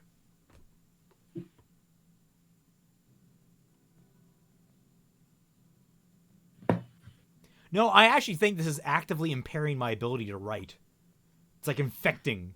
Like I've noticed like writing like I'm like, no. You know what I think it is? It feels very passive. It is very passive. Like I don't like when people say active voice, passive voice. I'm not a huge believer in that kind of thing. I just do whatever feels natural and make it sound the right mood. But this just never felt intense. Oh yeah, no, it never did. It never felt like anything was actually like happening properly. Like it's weird because like I'm writing something very similar in tone, but I shouldn't be. This is an action book. The story that I'm writing right now is literally about a guy that accidentally becomes a merchant. Like it's about him and like building up a reputation around a country. Like that's really about him. It's about, you know, it's a quiet little story that has like, it has highs, it has little action moments in there every once in a while, and one or two bigger action moments occasionally, because I'm an action writer by nature, but it's not an action piece, so it's a much more relaxed and more chill storyline that's focused on a few little characters and world building and that kind. This is an action piece. This is a story about fighters, and none of it is working. Like the more Glad I didn't waste money on it. But you know what you can waste money on? Patreon. Yeah. For $1 right or here. more, you get access to Team Frostbite Discord server where me and Molly are there, as well as regular. Unfortunately, I am there. Fortunately, Raymond is there. You will see how very opinionated Molly is. But yeah, I can make a chat entertaining, just for all the wrong reasons. yeah, please consider donating. I would love to have you guys on board. Just like anime I get none art. of this. Holy so, shit. Velvet. In the end, this book didn't even matter. Calling it now. Star is the maiden. Also, Ray, how much do you want to burn this? How much do you want to burn the book live?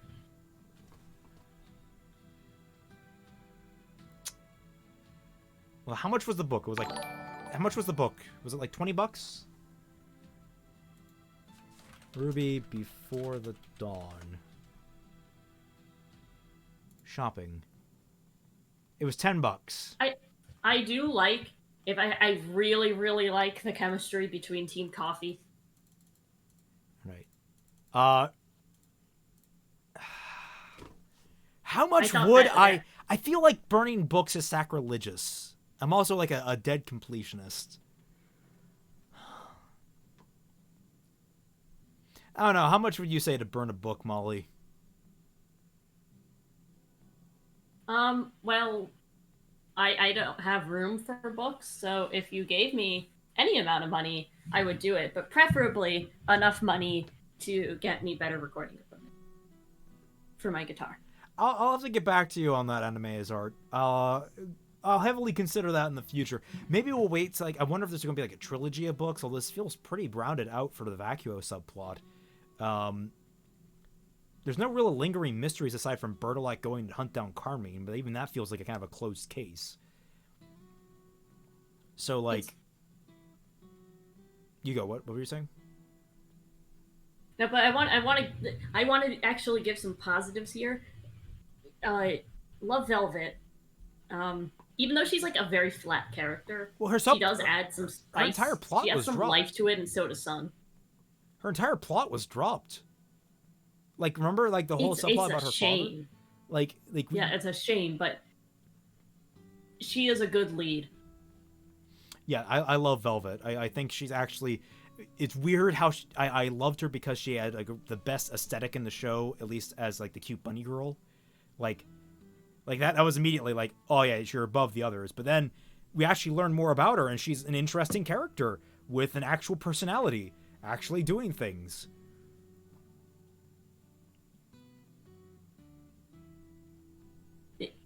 They're saying she was boring. I don't know. I mean, she gave me something. Her and Coco and Yatsu. I don't really care about Fox, but the others. I found Fox was actually way better in the other book. You might want to go back and read. You might be tempted to go back and read that. I think the other book was stronger overall. This one, I am felt more tempted weaker. to punch a hole in my wall than I am to go back and read the other book. I mean, I thought it was actually decent. I thought it was at least as good as Volume 4, which was. It wasn't the greatest RWBY volume, but it was certainly stronger. I don't rank RWBY by volumes or by episodes. I rank them by specific moments in episodes that stuck out in my mind. That's fair. Yeah, but I think Velvet has a lot going for her that could be really. There's a lot that could have been done in this that wasn't action based. I feel like they're so. RWBY is not a series that translates well into novels.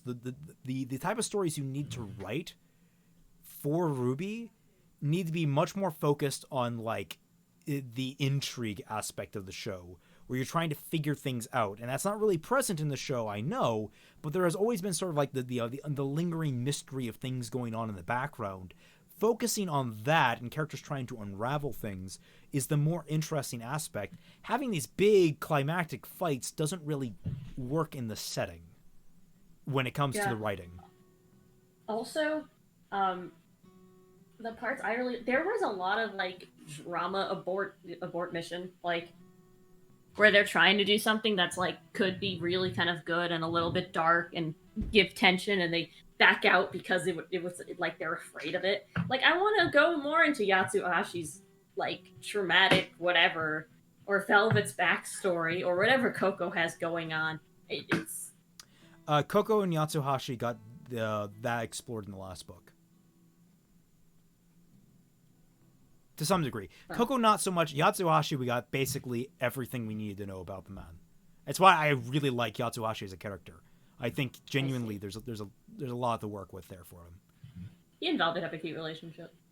Yes, it is. It's very cute. I really like how it kind of ties into his the fact that he's just so guilty over the fact he almost got his little sister killed. Like, you can easily draw the lines there. Yeah. Fox got way more exploration in the last book too, because it was all about him basically, and like leading the team, or like leading the team through the vacuum and waste, that kind of stuff. But overall, I've heard of Arc Knights. There's some cute, fluffy characters in that. Floof loves. But yeah, I don't know. I'm. This is definitely not as strong as the last book. It had more holes in it for the plot. The lore is just Swiss cheese at this point. I like Swiss cheese. Swiss cheese is good, but it's not good for a story. Makes me No, want it to is eat not. the book instead of actually reading it. All right. Well, I think I'm gonna head off because I need food. Oh my god, I need Me food. too. So yes, thank you all so much for joining us. I hope you had a wonderful time. Me and Molly loved doing this for you guys. We hated the book, but This is true. we were ambivalent towards the book, I think. Really, I'm not really hating towards this thing. I'm just kind of like... It's more about being entertainment for you guys and having fun, doing voices. That's what it is really about, and having fun with my buddy Raymond. Yeah. Well, I'm all here to have fun with you guys and with Molly. This is the blast to do, even though it's exhausting.